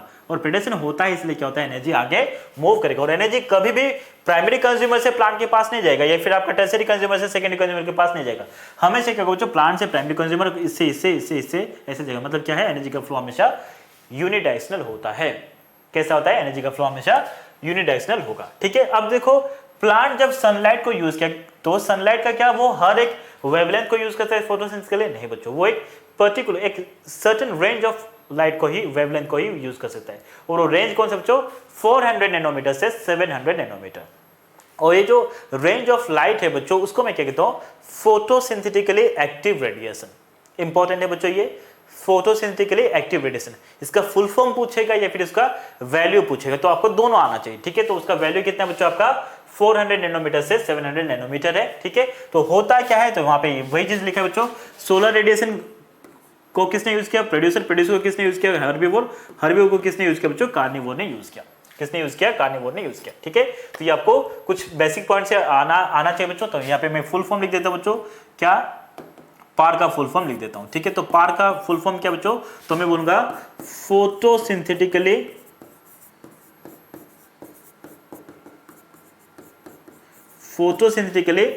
Active radiation. क्या है? Photosynthetically active radiation. तो ये क्या था? आपका एनर्जी फ्लो था। और जब एनर्जी का फ्लो होता है एक इकोसिस्टम में, अलग अलग ट्रॉफिक लेवल पे जब एनर्जी का फ्लो होगा तो उस टाइम पे वो दो लॉज को फॉलो करेगा। कौन सा? थर्मोडायनेमिक्स का फर्स्ट लॉ और उसका सेकेंड लॉ, दोनों को वो फॉलो करता है। फर्स्ट लॉ क्या कहता है बच्चों? ये कहता है कि एनर्जी को ना तो आप डिस्ट्रॉय कर सकते हो ना क्रिएट कर सकते हो। यहाँ पे एग्जैक्टली वही हो रहा है। ठीक है, तो जब एनर्जी का फ्लो होता है, जब आपका एनर्जी का फ्लो होगा तो वहां पे एनर्जी का क्या नहीं होता बच्चों? डिस्ट्रक्शन नहीं होता है। वहां पे one form of energy is converted into another form. तो ऐसा होता है बच्चों। ठीक है, जैसे कि क्या हुआ? Energy of sunlight is transform into energy of food and heat. तो ये हुआ, मतलब क्या? प्लांट ने जब सनलाइट को अपटेक किया, यूज किया, सनलाइट मतलब क्या? लाइट क्या है? एक एनर्जी का फॉर्म है। तो लाइट एनर्जी को प्लांट ने किस फॉर्म में कन्वर्ट किया? एनर्जी के दूसरे फॉर्म में। कौन सा? फूड के फॉर्म में कन्वर्ट किया या फिर हीट के फॉर्म में कन्वर्ट किया। तो ऐसे होता है। ठीक है, अब उसके बाद क्या, सेकेंड लॉ की भी बात करें। अब सेकेंड लॉ क्या कहते हैं बच्चों, जब आपका एनर्जी का ट्रांसफर होता है तो वहां पे क्या होगा बच्चों, तो वहां पे थोड़ा बहुत क्या होगा, लॉस भी होगा। क्या होगा, लॉस होगा। देखो कैसे, क्या होगा कि ट्रांसफर ऑफ एनर्जी इज क्या होता है बच्चों, accompanied by loss of major part of food energy as heat. मतलब क्या है, देखो ये होता है कि अगर आपने यहाँ पे क्या लिया, आपने मान लो प्रोड्यूसर लिया, यहाँ पे क्या लिया, प्रोड्यूसर्स, ठीक है। प्रोड्यूसर्स को किसने खाया बच्चों, किसने खाया, हर्बीवोर ने खाया। मतलब किसने, प्राइमरी कंज्यूमर्स ने खाया, ठीक है। और हर्बीवोर्स को किसने खाया, तो मैं बोलूंगा कंज्यूमर्स ने खाया। किन्होंने खाया, कंज्यूमर्स, या फिर कार्निवोर बोलूंगा बच्चों, क्या कहूंगा, कार्निवोर्स ने खाया। अब होता क्या है देखो, तो यहां से जब एनर्जी इसके पास जाएगा तो इसके पास जितना एनर्जी है वो सबके सब इसके पास नहीं जाएगा बच्चों, उसका काफी पार्ट क्या होगा, हीट के फॉर्म में लॉस होगा। किस फॉर्म में, हीट के फॉर्म में लॉस होगा। मतलब क्या बोलूंगा बच्चों, मतलब ये बोलूंगा यहां से जब एनर्जी जा रहा है तो इस यहां पे क्या हो रहा है बच्चों, हीट के फॉर्म में काफी एनर्जी लॉस हो रहा है। या फिर इसके यहां से जब इसके पास एनर्जी जाएगा तो सारा का सारा, इसके पास अगर 100 यूनिट ऑफ एनर्जी है तो वो 100 यूनिट ऑफ एनर्जी इसके पास नहीं जाएगा, उसका काफी पार्ट क्या होगा बच्चों, हीट के फॉर्म में लॉस होगा। क्या होगा, हीट के फॉर्म में लॉस होगा। मतलब क्या बोल रहा हूं, ये कह रहा हूं कि एक ट्रॉफिक लेवल से दूसरे ट्रॉफिक लेवल पे जब एनर्जी ट्रांसफर होता है तो उस टाइम पे एनर्जी का काफी पार्ट क्या होता है, दूसरे फॉर्म में वो लॉस होता है। और वो किस फॉर्म में लॉस हो रहा है बच्चों, हीट के फॉर्म में लॉस हो रहा है। किस फॉर्म में, हीट के फॉर्म में लॉस हो रहा है।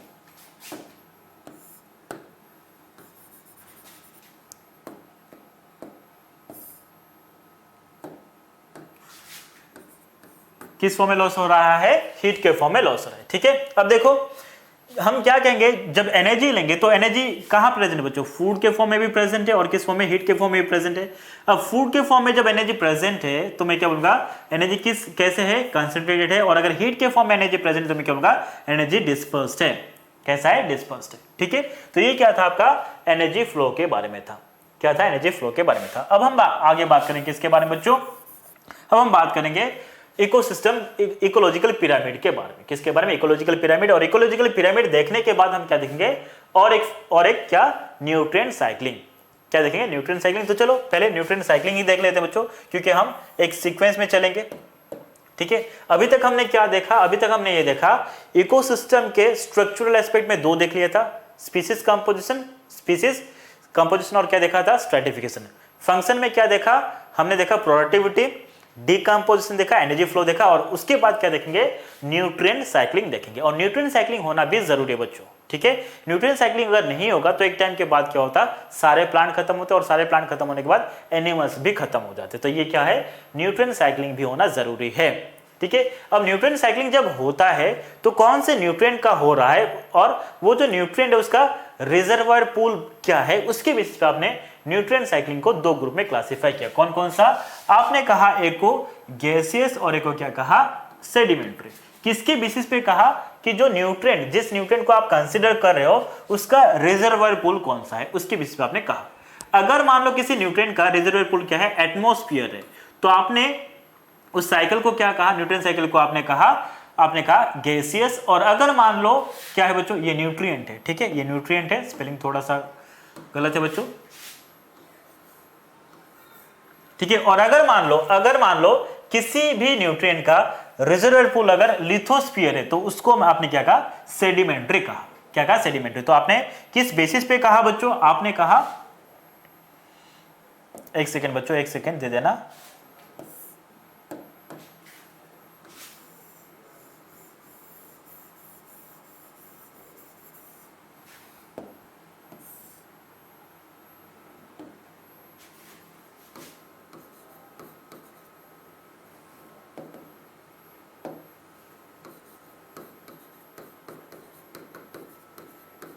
न्यूट्रिएंट साइक्लिंग है ना, तो जो न्यूट्रिएंट को आप कंसीडर कर रहे हो उस न्यूट्रिएंट का रिजर्वायर पूल अगर एटमॉस्फेयर है तो आपने उसको क्या कहा, आपने कहा गैसियस।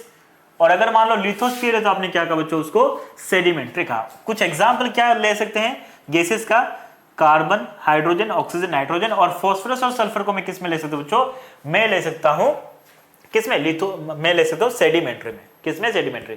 और एक चीज आप याद रखो क्या बच्चों, कि थोड़ा बहुत जो पार्ट है सल्फर का वो कहां से आता है, एटमॉस्फेयर से भी आता है। मतलब थोड़ा बहुत क्या होगा, सल्फर आपका गैसेस भी शो करेगा। क्या शो करेगा? गैसेस। लेकिन मेनली क्या शो करता है बच्चों? वो सेडिमेंट्री साइकिल शो करेगा। क्या करेगा? सेडिमेंट्री। तो चाहो तो आप उसको लिख सकते हो बच्चों। तो मैं लिख देता हूं बच्चों, मैं यहां पे लिख देता हूं क्या, कि सल्फर जो है, some part of sulphur is obtained from atmosphere. वो कहां से ऑब्टेन होता है बच्चों? एटमोस्फेयर से ऑब्टेन होता है। ठीक है। और इसीलिए मैं क्या बोलूंगा, सल्फर क्या शो करता है बच्चों? गैसेस साइकिल भी शो कर सकता है। क्या शो करता है? गैसेस साइकिल भी शो करेगा। तो मैं क्या बोलूंगा, सल्फर ऑल्सो शोज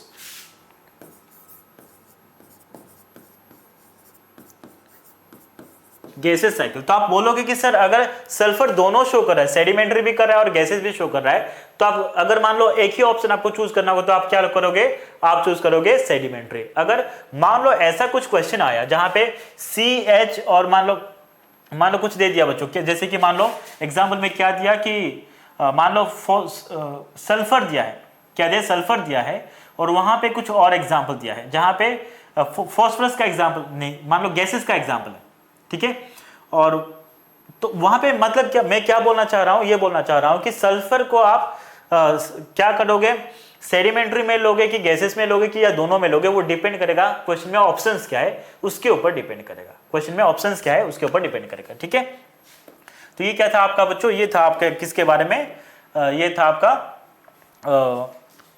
किसके बारे में? 4 फंक्शंस के बारे में। अब हम किसके बारे में डिस्कस करेंगे बच्चों? मैं बोलूंगा अब डिस्कस करेंगे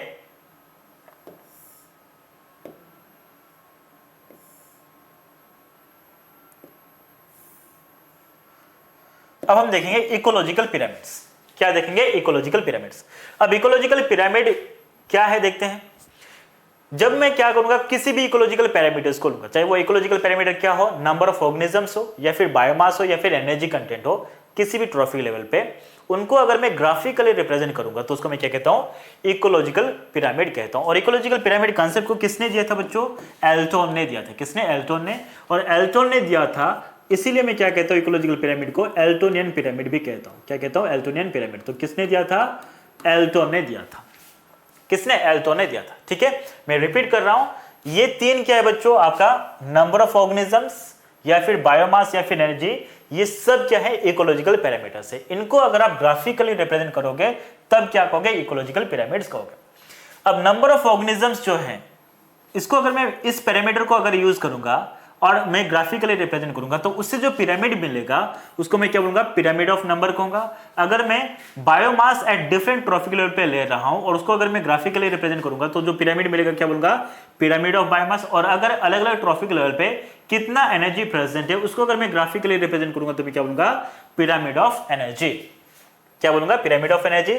और जो पिरामिड ऑफ नंबर है वो क्या हो सकता है? अपराइट भी हो सकता है, इन्वर्टेड भी हो सकता है, स्पिंडल शेप भी हो सकता है। और पिरामिड ऑफ बायोमास क्या हो सकता है बच्चों? वो आपका अपराइट भी हो सकता है, इन्वर्टेड भी हो सकता है। और आपका पिरामिड ऑफ एनर्जी जो है वो हमेशा क्या होगा? अपराइट होगा। मतलब क्या है? अपराइट किसी का भी हो सकता है बच्चों, है ना। और आपका स्पिंडल शेप किसका होगा? सिर्फ और सिर्फ pyramid of organism, pyramid of number का होगा बच्चों। किसका होगा? नंबर, पिरामिड ऑफ नंबर होगा। और स्पिंडल शेप किसका होगा? सिर्फ और सिर्फ आपका, मतलब स्पिंडल शेप किसका होता है? सिर्फ और सिर्फ आपका पिरामिड ऑफ नंबर का होगा। और हमेशा अपराइट किसका होगा? तो मैं बोलूंगा पिरामिड ऑफ एनर्जी। किसका होगा? Pyramid of energy. और यहाँ पे एक चीज आप याद कर सकते हो बच्चों, क्या कि जो आपका अपराइट होगा किसका? पिरामिड ऑफ बायोमास, ये किसका होता है? तो मैं बोलूंगा नॉर्मली टेरेस्ट्रियल का होगा। और इन्वर्टेड नॉर्मली किसका होगा? तो मैं बोलूंगा एक्वाटिक का। तो मैं यहाँ पे लिख देता हूं बच्चों, नॉर्मली इन्वर्टेड किसका हो सकता है नॉर्मली? तो मैं बोलूंगा किसका? एक्वाटिक इकोसिस्टम का। एक्वाटिक इकोसिस्टम का होगा। ठीक है। और अपराइट नॉर्मली किसका होगा? तो मैं क्या बोलूंगा? टेरेस्ट्रियल इकोसिस्टम का। किसका? टेरेस्ट्रियल इकोसिस्टम का। ठीक है। और यहां पे स्पिंडल शेप किसका ले सकता हूं बच्चों? मैं ट्री इकोसिस्टम ले सकता हूं।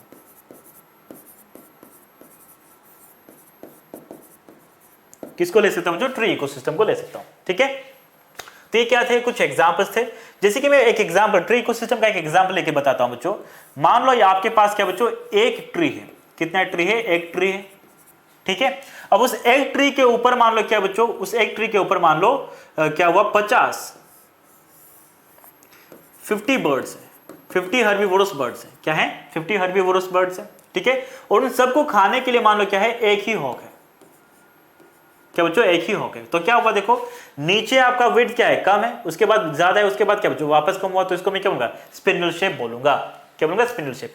या फिर इन्वर्टेड भी कहां होगा बच्चों, तो इन्वर्टेड भी आपको कहां मिल जाएगा, आपको ट्री इकोसिस्टम में मिल जाएगा। कैसे देखो, मान लो क्या हुआ, वही लूंगा बच्चों, मेरे पास मान लो क्या है, एक ट्री प्रेजेंट है, और उस एक ट्री के ऊपर मान लो क्या है बच्चों आपका, मान लो वहां पे सपोज 10 बर्ड्स हैं, 10 हर्बीवोरस बर्ड्स हैं, और मान लो हर एक हर्बीवोरस बर्ड्स के ऊपर पैरासाइट मान लो 10-10 हैं। कितने हैं? मान लो 50-50 हैं। तो उसमें टोटल पैरासाइट कितने होंगे बच्चों, तो मैं बोलूंगा 50-50 अगर है मतलब क्या होगा आपका 500। कितना होगा? 500। तो यहाँ पे क्या हुआ, 500 पैरासाइट्स हुए। तो यहाँ पे क्या देख रहे हो बच्चों, लोअर ट्रॉफिक लेवल से जब आप हायर ट्रॉफिक लेवल की तरफ जा रहे हो, तो वहां पे क्या हो रहा है, वहां पे नंबर ऑफ इंडिविजुअल्स बढ़ रहे हैं, मतलब क्या है, ये इन्वर्टेड है। कैसा इन्वर्टेड? ठीक है। तो ये क्या था आपका एग्जाम्पल, किसके बच्चों, इन्वर्टेड और स्पिंडल शेप का। किसका? इन्वर्टेड और स्पिंडल शेप का। और ये दोनों कहां पे मिल जाएगा, तो मैं बोलूंगा ये मिल जाएगा ट्री इकोसिस्टम में। किसमें? ट्री इकोसिस्टम में। ठीक। अब उसके बाद लास्ट पार्ट है बच्चों मेरे पास, कौन सा, इकोलॉजिकल सक्सेशन। अब इकोलॉजिकल सक्सेशन का मतलब क्या, जिसको बायोलॉजिकल सक्सेशन भी कहते हैं बच्चों। मान लो कोई एरिया है, उस एरिया में कोई भी प्लांट नहीं था, उस एरिया में अगर धीरे धीरे प्लांट का ग्रोथ होना शुरू होगा, और वहां पे अल्टीमेटली अगर क्या बन रहा है, फॉरेस्ट बन रहा है, तो उस प्रोसेस को मैं क्या कहूंगा, इकोलॉजिकल सक्सेशन बोलूंगा। समझ में आया? अगर कोई एरिया है, उस एरिया में कोई भी प्लांट नहीं था, कोई भी प्लांट नहीं था, वहां पे धीरे धीरे प्लांट का ग्रोथ होना शुरू हुआ, और अल्टीमेटली अगर वहां पे क्या बना, फॉरेस्ट बना, तो मैं कहूंगा क्या, वहां पे इकोलॉजिकल सक्सेशन हुआ। और एक बहुत टाइम कंज्यूमिंग प्रोसेस है। कैसा है? टाइम कंज्यूमिंग प्रोसेस है। अब इस इकोलॉजिकल सक्सेशन को आप अलग अलग तरीके से क्लासिफाई करते हो। कैसे क्लासिफाई करोगे, तो मान लो बच्चों कोई एरिया है, उस एरिया में स्टार्टिंग से ही कभी भी प्लांट नहीं था, अभी वहां पे बनना स्टार्ट हुआ, तो उसको मैं क्या बोलूंगा, प्राइमरी सक्सेशन। मान लो कोई एरिया है, वहां पे प्लांट था, लेकिन किसी नेचुरल कैलेमिटीज की वजह से वहां पे प्लांट गायब हो गया, और वापस वहां पे प्लांट आके फॉरेस्ट वापस बना, तो उसको मैं बोलूंगा सेकेंडरी। पहले कभी भी नहीं था, अब बना, प्राइमरी। पहले था, किसी रीजन की वजह से लॉस हुआ, अब वापस बना, तो सेकेंडरी कहा। ठीक है। तो ये तो डिफरेंस है बच्चों, किसके बीच, प्राइमरी और सेकेंडरी के बीच। ठीक है। उसके बाद और मैं कैसे क्लासीफाई करूंगा बच्चों, देखो, और क्लासीफाई करने का तरीका कैसा है, कहां पे सक्सेशन हो रहा है, क्या वो मतलब क्या वो आपका सॉइल में हो रहा है, या फिर रॉक में हो रहा है, उसके बीच में, या फिर वाटर बॉडी में हो रहा है, उसके बीच में क्लासीफाई करूंगा। अगर मान लो वो रॉक के ऊपर हो रहा है या फिर सैंड में हो रहा है, तो मैं क्या बोलूंगा उसको, मैं उसको बोलूंगा ज़ेराक कंडीशन। और अगर मान लो वो कहां हो रहा है, वाटर बॉडी में हो रहा है, तो मैं क्या बोलूंगा, हाइड्राक कंडीशन बोलूंगा। क्या कहूंगा, हाइड्राक कंडीशन बोलूंगा। तो अगर ज़ेराक कंडीशन में हो रहा है, तो यहां पे मैं क्या लूंगा बच्चों, यहां पे मैं प्राइमरी सक्सेशन लूंगा। और यहां पे क्या होगा, सबसे पहले उस रॉक के ऊपर कौन आके ग्रो करेगा, लाइकेन ग्रो करेंगे। और जो लाइकेन होगा, वो लाइकेन थोड़ा बहुत केमिकल सीक्रेट करेगा। उस केमिकल से क्या होगा, वहां पे जो रॉक है वो हल्का सा ब्रेक करेगा, और उससे मिनरल रिलीज होगा। उस मिनरल के साथ क्या होगा, जो लाइकेन है उसका डेथ होगा, उसका डेड बॉडी या फिर जो ऑर्गेनिक कंपाउंड है वो मिक्स होगा, और उससे क्या बनेगा, हल्का सा सॉइल बनेगा। जो थोड़ा सा सॉइल बनेगा, वो अब क्या करेगा, उससे हायर ऑर्गेनिज्म को वो सपोर्ट कर सकेगा। मतलब उसके बाद अब उस एरिया में इतना सॉइल बन चुका होगा कि वहां पे कौन जाके ग्रो कर सके, वहां पे मॉस ग्रो कर सके। और मॉस क्या करेगा, वैसे ही वो ग्रो करेगा बच्चों, और ग्रो करने के बाद वो फर्दर और ज्यादा अमाउंट में सॉइल फॉर्मेशन करेगा, और वो इतना सॉइल फॉर्मेशन कर देगा कि वो किसको सपोर्ट कर सके, हर्ब्स को। और वहां पे अगर हर्ब्स ग्रो करेंगे, वो भी और फर्दर क्या करेंगे, और ज्यादा अमाउंट में सॉइल का फॉर्मेशन कराएंगे, और उससे क्या हो सकेगा, उस एरिया में श्रब्स जाके ग्रो कर सकेंगे, और फाइनली वहां पे क्या ग्रो कर सकेगा बच्चों, ट्रीज ग्रो कर सकेगा। और जब ट्रीज बन जाएगा एक एरिया में, मतलब वहां पे अल्टीमेटली क्या बनेगा, फॉरेस्ट बनेगा। तो यहाँ पे सीक्वेंस आना चाहिए आपको। ठीक है। तो मैं क्या बोलूंगा, ज़ेराक कंडीशन में मैं क्या बोलूंगा, ज़ेराक में क्या होगा, सबसे पहले क्या होगा बच्चों, लाइकेन आता है, लाइकेन के बाद क्या आएगा, मॉस स्टेज, मॉस स्टेज के बाद हर्ब्स, हर्ब्स के बाद क्या बच्चों, श्रब्स, और उसके बाद क्या आएगा, फॉरेस्ट आएगा। क्या आएगा, फॉरेस्ट। तो सबसे पहला जो आपका कम्युनिटी आता है, उसको मैं क्या कहता हूं, पायोनियर कम्युनिटी। क्या बोलूंगा, पायोनियर कम्युनिटी। तो यहां पे मैं क्या बोलूंगा, पायोनियर कम्युनिटी कौन है बच्चों, तो मैं बोलूंगा कौन, क्या बोलूंगा, लाइकेन। और सबसे लास्ट में जो बनेगा उसको मैं क्या बोलता हूं बच्चों, क्लाइमेक्स बोलूंगा। तो यहाँ पे क्लाइमेक्स कम्युनिटी कौन है बच्चों, तो मैं बोलूंगा फॉरेस्ट। तो पायोनियर कम्युनिटी मतलब क्या, जो सबसे पहले आता है, और जो लास्ट में आता है बनता है वो क्या है बच्चों, क्लाइमेक्स। तो मैं क्या बोलूंगा, क्लाइमेक्स कम्युनिटी कौन सा है, तो फॉरेस्ट है। क्या है, फॉरेस्ट है। और जो पायोनियर कम्युनिटी है वो कौन सा बच्चों, आपका लाइकेन है। कहां पे, रॉक में, मतलब कहां पे बच्चों, ज़ेराक कंडीशन में। कहां पे, ज़ेराक कंडीशन में। ठीक है, अगर मान लो क्या हो रहा है, अगर मान लो इकोलॉजिकल सक्सेशन जो है वो कहां पे हो रहा है, वाटर बॉडी में हो रहा है। और अगर वाटर बॉडी में हो रहा है तो वहां पे लाइकेन नहीं जाएगा, वहां पे कौन जाएगा, फाइटोप्लैंक्टन जाएंगे। फाइटोप्लैंक्टन ग्रो करेंगे और वहां पे वो क्या करेंगे, उसके बाद वहां पे उस वाटर बॉडी में चेंजेस लाएंगे। और चेंजेस लाने के बाद वो वाटर बॉडी क्या करेगा, सबमर्ज्ड प्लांट को सपोर्ट करेगा, मतलब सबमर्ज्ड प्लांट के ग्रोथ को सपोर्ट करेगा। उसके बाद वहां पे कौन आके ग्रो कर सकेगा, सबमर्ज्ड फ्री फ्लोटिंग प्लांट। उसके बाद कौन ग्रो करेगा, रीड स्वैम्प स्टेज आएगा। मतलब ये स्टेजेस का सीक्वेंस आपको आना चाहिए। मतलब यहाँ पे क्या, जैसे हमने यहाँ पे पढ़ा ना, वैसे ही यहाँ पे ये स्टेजेस का सीक्वेंस आपको पता होना चाहिए और यहीं से आपको सवाल पूछेगा। और यहाँ पे भी फाइनली क्या बना बच्चों, यहाँ पे भी फाइनली फॉरेस्ट बना। मतलब क्या है, चाहे ज़ेराक हो या फिर हाइड्राक हो, फाइनली क्या बनता है बच्चों, आपका फॉरेस्ट ही बनेगा। मतलब यहाँ पे दोनों केस में जो क्लाइमेक्स कम्युनिटी है, जो क्लाइमेक्स कम्युनिटी है, वो क्लाइमेक्स कम्युनिटी कौन सा होता है, तो आप बोलोगे कौन होगा, फॉरेस्ट होगा। पायोनियर कम्युनिटी अलग है बच्चों। यहां पे पायोनियर कम्युनिटी क्या है, इस केस में पायोनियर कम्युनिटी फाइटोप्लैंक्टन से, क्या है, फाइटोप्लैंक्टन से। और यहां पे क्या है बच्चों, यहां पे आपका लाइकेन से, क्या है, लाइकेन से। और एक चीज देखो, अगर मैं ज़ेराक कंडीशन की बात करूंगा तो वो कहां हो रहा है बच्चों, वो रॉक में हो रहा है। और रॉक में क्या है बच्चों, आपका ड्राई कंडीशन है। क्या है, ड्राई कंडीशन। तो यहां पे क्या हो रहा है, तो मैं बोलूंगा ड्राई कंडीशन से। किस कंडीशन से, ड्राई कंडीशन से। जब आपका यहाँ पे फॉरेस्ट बन गया, अब फॉरेस्ट अगर बन गया मतलब क्या बना बच्चों, वैसा कंडीशन जहां पे वाटर ना तो कम है ना ज्यादा है, मतलब मीडियम अमाउंट में प्रेजेंट है। और उस कंडीशन को मैं क्या बोलूंगा, मैजिक। क्या बोलूंगा, मैजिक। मतलब क्या हुआ, मतलब मैं ये बोलूंगा कि ज़ेराक जब होता है, ज़ेराक इकोलॉजिकल सक्सेशन जब होगा तो वहां पे ड्राई कंडीशन से कौन से कंडीशन में कन्वर्ट होता है, मैं बोलूंगा कौन सा कंडीशन, मैजिक कंडीशन में कन्वर्ट होगा। ठीक उसी तरह जब आपका क्या है बच्चों, फाइटोप्लैंक्टन है, वो कहां हो रहा है, वाटर बॉडी में प्रेजेंट है। और वाटर बॉडी में अगर प्रेजेंट तो वहां पे क्या बच्चों, काफी ज्यादा अमाउंट में वाटर प्रेजेंट है। मतलब क्या बोलूंगा, हाई अमाउंट में वाटर प्रेजेंट है। और यहाँ पे अल्टीमेटली क्या बना, आपका फॉरेस्ट बना। तो वहां पे क्या हुआ, आपका मैजिक कंडीशन है। मतलब क्या बोलूंगा, मैं ये कहूंगा, यहाँ पे मैं क्या लिख सकता हूं बच्चों, यहाँ पे भी लिख सकता हूं वाटर रिच कंडीशन से,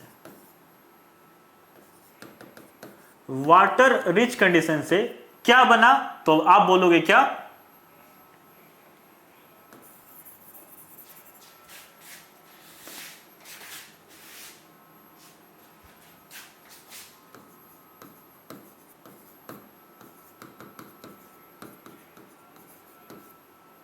वाटर रिच कंडीशन से अल्टीमेटली क्या बना बच्चों, अल्टीमेटली क्या बना, मैजिक कंडीशन बना। क्या बना, मैजिक कंडीशन बना। ठीक है, तो दोनों में चाहे ज़ेराक हो या फिर हाइड्राक हो, दोनों में क्या होता है, फाइनली क्या बनता है, मैजिक कंडीशन बनेगा। यहाँ पे ड्राई कंडीशन था, यहाँ पे क्या था, वाटर रिच कंडीशन था। ये आपको आना चाहिए था। और जब इकोलॉजिकल सक्सेशन होगा उस टाइम पे क्या होता है, कुछ और पॉइंट बता देता हूं बच्चों, क्या कि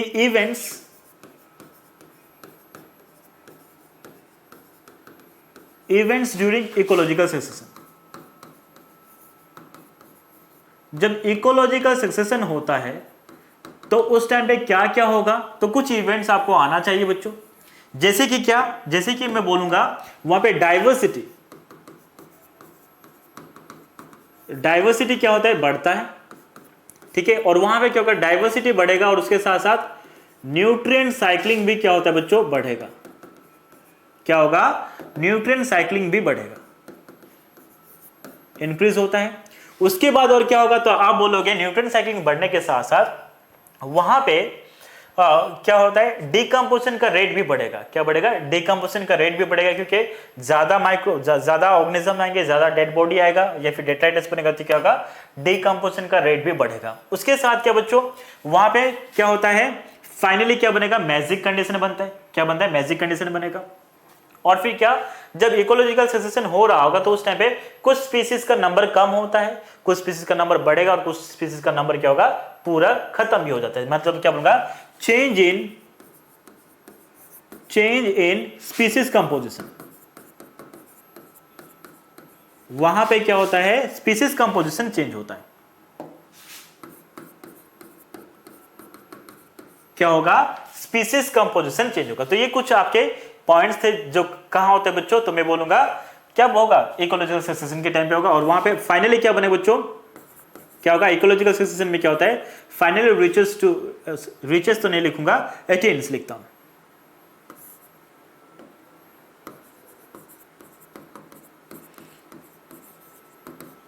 फाइनली कौन सा कंडीशन अचीव होता है बच्चों, मैजिक कंडीशन फाइनली बनता है।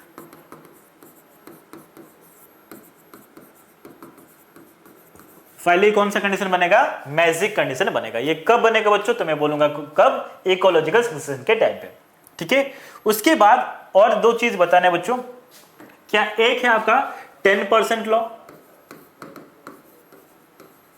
क्या बच्चों 10% लॉ है, और एक क्या बच्चों फूड चेन और फूड वेब है। 10% लॉ के बारे में अगर मैं बोलूं तो 10% लॉ किसने दिया था, this was given by Lindeman. किसने दिया था बच्चों, लिंडमैन ने दिया था। और उन्होंने क्या कहा, उन्होंने ये कहा कि जब भी एनर्जी का फ्लो एक ट्रॉफिक लेवल से दूसरे trophic level, lower trophic level से हायर ट्रॉफिक लेवल पे मूव कर एनर्जी का फ्लो होता है, तो उस टाइम पे क्या होगा, उस टाइम पे क्या होगा कि सिर्फ 10% एनर्जी ही जाएगा। कितना जाएगा, 10% एनर्जी ही मूव करेगा। ठीक है, जैसे कि मैंने क्या कहा, अगर मान लो मैंने यहां पे प्रोड्यूसर्स लिया बच्चों, क्या लिया, प्रोड्यूसर्स। प्रोड्यूसर से कहां जाएगा बच्चों, वो प्राइमरी कंज्यूमर के पास जाएगा। किसके पास, प्राइमरी कंज्यूमर के पास जाएगा। प्राइमरी कंज्यूमर से कहां जाएगा, सेकेंडरी कंज्यूमर के पास जाएगा। और सेकेंडरी कंज्यूमर से कहां जाएगा, टर्सरी कंज्यूमर के पास जाएगा। और टर्सरी कंज्यूमर से कहां जाएगा, तो मैं बोलूंगा टॉप कार्निवोर। कहां जाएगा, टॉप कार्निवोर में जाएगा। अब क्या होता है देखो, तो यहां पे कितना एनर्जी जाएगा, सिर्फ 10% एनर्जी जाएगा। यहां पे कितना एनर्जी जाएगा, सिर्फ 10% एनर्जी जाएगा। यहां पे भी सिर्फ 10% एनर्जी मूव फ्लो करे, और यहां पे भी क्या होगा बच्चों, सिर्फ 10% एनर्जी ही जाएगा। इसका मतलब क्या हुआ, अगर मैं यहां पे ये कहूं कि प्रोड्यूसर्स के लेवल पे ये क्या है बच्चों, फर्स्ट ट्रॉफिक लेवल है, तो फर्स्ट ट्रॉफिक लेवल पे अगर इसको मैं लिख देता हूं, ये क्या है, फर्स्ट ट्रॉफिक लेवल है। फर्स्ट ट्रॉफिक लेवल को मैंने क्या लिखा, T1 लिखा। ठीक है, ये सेकेंड ट्रॉफिक लेवल है, तो इसको मैंने क्या लिखा, T2 लिखा। और ये क्या बच्चों, थर्ड ट्रॉफिक लेवल है, तो इसको मैंने क्या कहा, T3 लिखा। और ये मान लो क्या है बच्चों, फोर्थ ट्रॉफिक लेवल, तो मैंने क्या कहा, उसको T4 लिखा। और ये क्या है आपका फाइनल ट्रॉफिक लेवल, तो मैंने क्या लिखा है, इसको T5 लिखा। क्या लिखा, T5। अब देखो यहां पे क्या हो रहा है, फर्स्ट ट्रॉफिक लेवल से जब सेकेंड ट्रॉफिक लेवल पे एनर्जी जा रहे हैं, तो कितना जाएगा, 10% जाएगा। तो सपोज समझाने के लिए मैं यहां पे क्या कर रहा हूं बच्चों, मान लो यहां पे 10⁻7 यूनिट्स ऑफ एनर्जी था। कितना था, 7 यूनिट का एनर्जी था। ठीक है, तो अब इसके पास कितना एनर्जी जाएगा, इसका 10% मतलब कितना जाएगा बच्चों, 10% मतलब कितना जाएगा, यहाँ पे 10⁻6 जाएगा। क्या जाएगा, 10⁻6 यूनिट जाएगा। और इसका 10% जाएगा, इसका मतलब क्या बच्चों, इसका 10% जाएगा मतलब क्या करूंगा मैं, यहाँ पे 10⁻5 यूनिट जाएगा। और इसके पास कितना होगा, 10⁻4। और इसके पास कितना होगा बच्चों, 10⁻3 होगा। कितना होगा, 10⁻3 यूनिट्स एनर्जी जाएगा। ऐसा है। और मान लो बच्चों, मान लो यहां पे सन है, तो सन से जो एनर्जी आएगा उसका कितना परसेंट प्लांट अपटेक करता है बच्चों, यहां पे 10% यूज नहीं करते, यहां पे कितना यूज करते हो, 1% यूज करते हो। ये आपके लिए इंपॉर्टेंट है। तो इसके पास, अगर इसके पास 10⁻7 है, तो यहां से कितना एनर्जी आया होगा बच्चों, यहां से 10⁻9 यूनिट एनर्जी आया होगा। कितना, 10⁻9 यूनिट एनर्जी आएगा। तो यहां पे 1 यूनिट लोगे, ट्रॉफी के लेवल पे क्या करोगे, 10% लोगे। कितना लोगे, 10% लोगे। ठीक है, उसके बाद क्या बच्चों, उसके बाद और एक पार्ट है जिसको मैं कहता हूं फूड चेन। क्या है, फूड चेन है। ठीक है, अब फूड चेन का मतलब क्या बच्चों, फूड चेन का मतलब हुआ सीक्वेंस ऑफ ऑर्गेनिजम्स। क्या, सीक्वेंस ऑफ ऑर्गेनिज्म, जहां पे एक ऑर्गेनिज्म किसी को खाता है और उस ऑर्गेनिज्म को किसी कोई दूसरा खाता है, और इससे क्या होगा बच्चों, एनर्जी का ट्रांसफर होगा।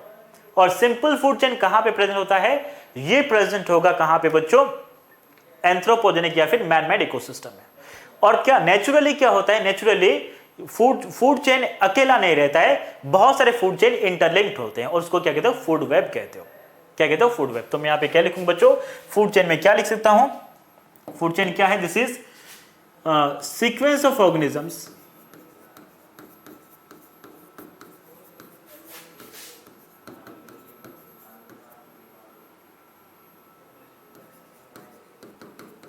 which eat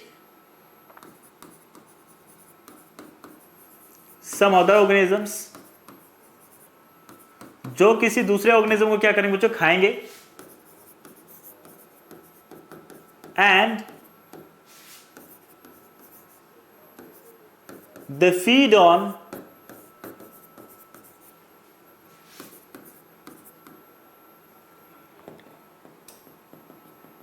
दे फीड नहीं करेंगे बच्चों, यहां पे क्या करेंगे,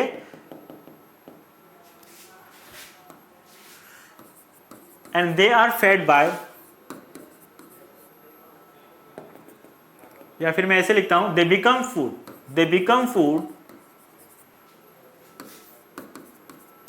food for some other organisms.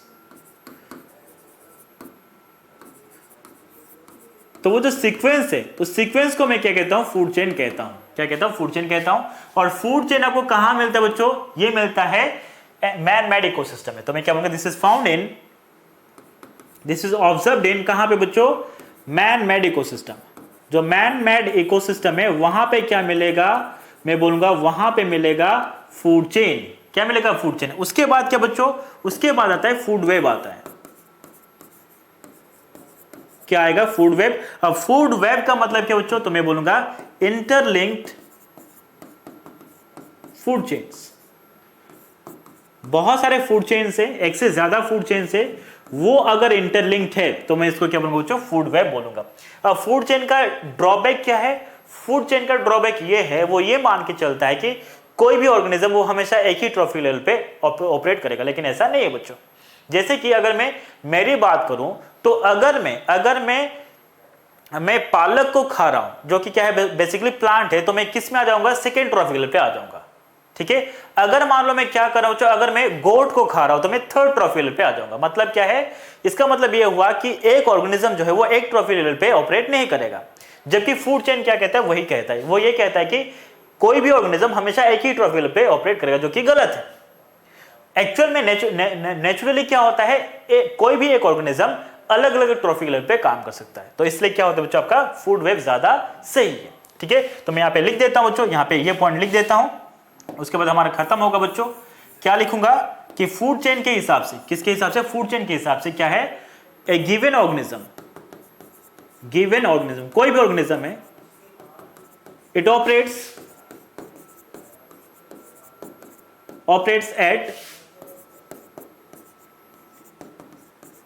Eight a single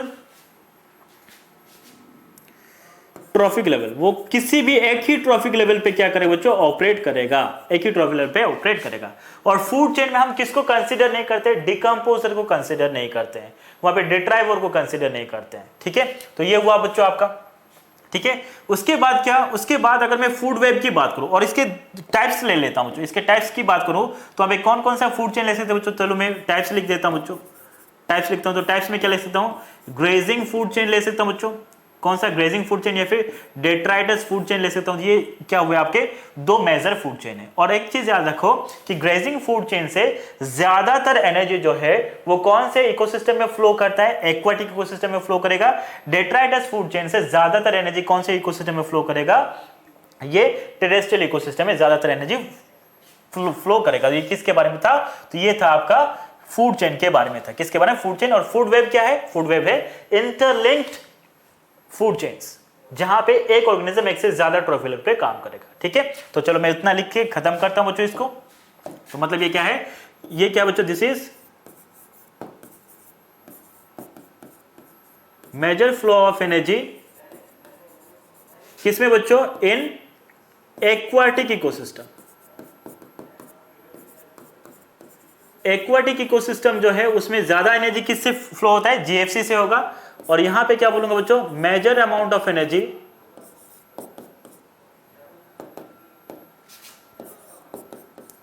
major flow of energy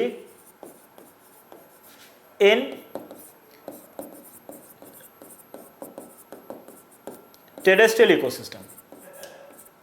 जो टेरेस्ट्रियल इकोसिस्टम है उसमें ज्यादा एनर्जी कौन से, किससे फ्लो करेगा बच्चों, डीएफसी, मतलब डेट्राइटस फूड चेन से फ्लो करेगा। किससे, डेट्राइटस फूड चेन से, डेट्राइटस फूड चेन से फ्लो करेगा। उसके बाद लास्ट क्या है बच्चों, तो मैं बोलूंगा लास्ट क्या है आपका, फूड वेब। क्या है, फूड वेब है। और फूड वेब क्या कहता है बच्चों, this is basically interlinked interlinked food chain से, ठीक है। और ये कहां मिलेगा बच्चों, ये आपको नेचुरल इकोसिस्टम में मिल जाएगा। कहां मिलेगा, नेचुरल इकोसिस्टम में फूड वेब मिलता है, ना कि फूड चेन मिलता है, ठीक है। और यहां पे क्या बच्चों, यहां पे ये बोलूंगा कि a given organism can operate at different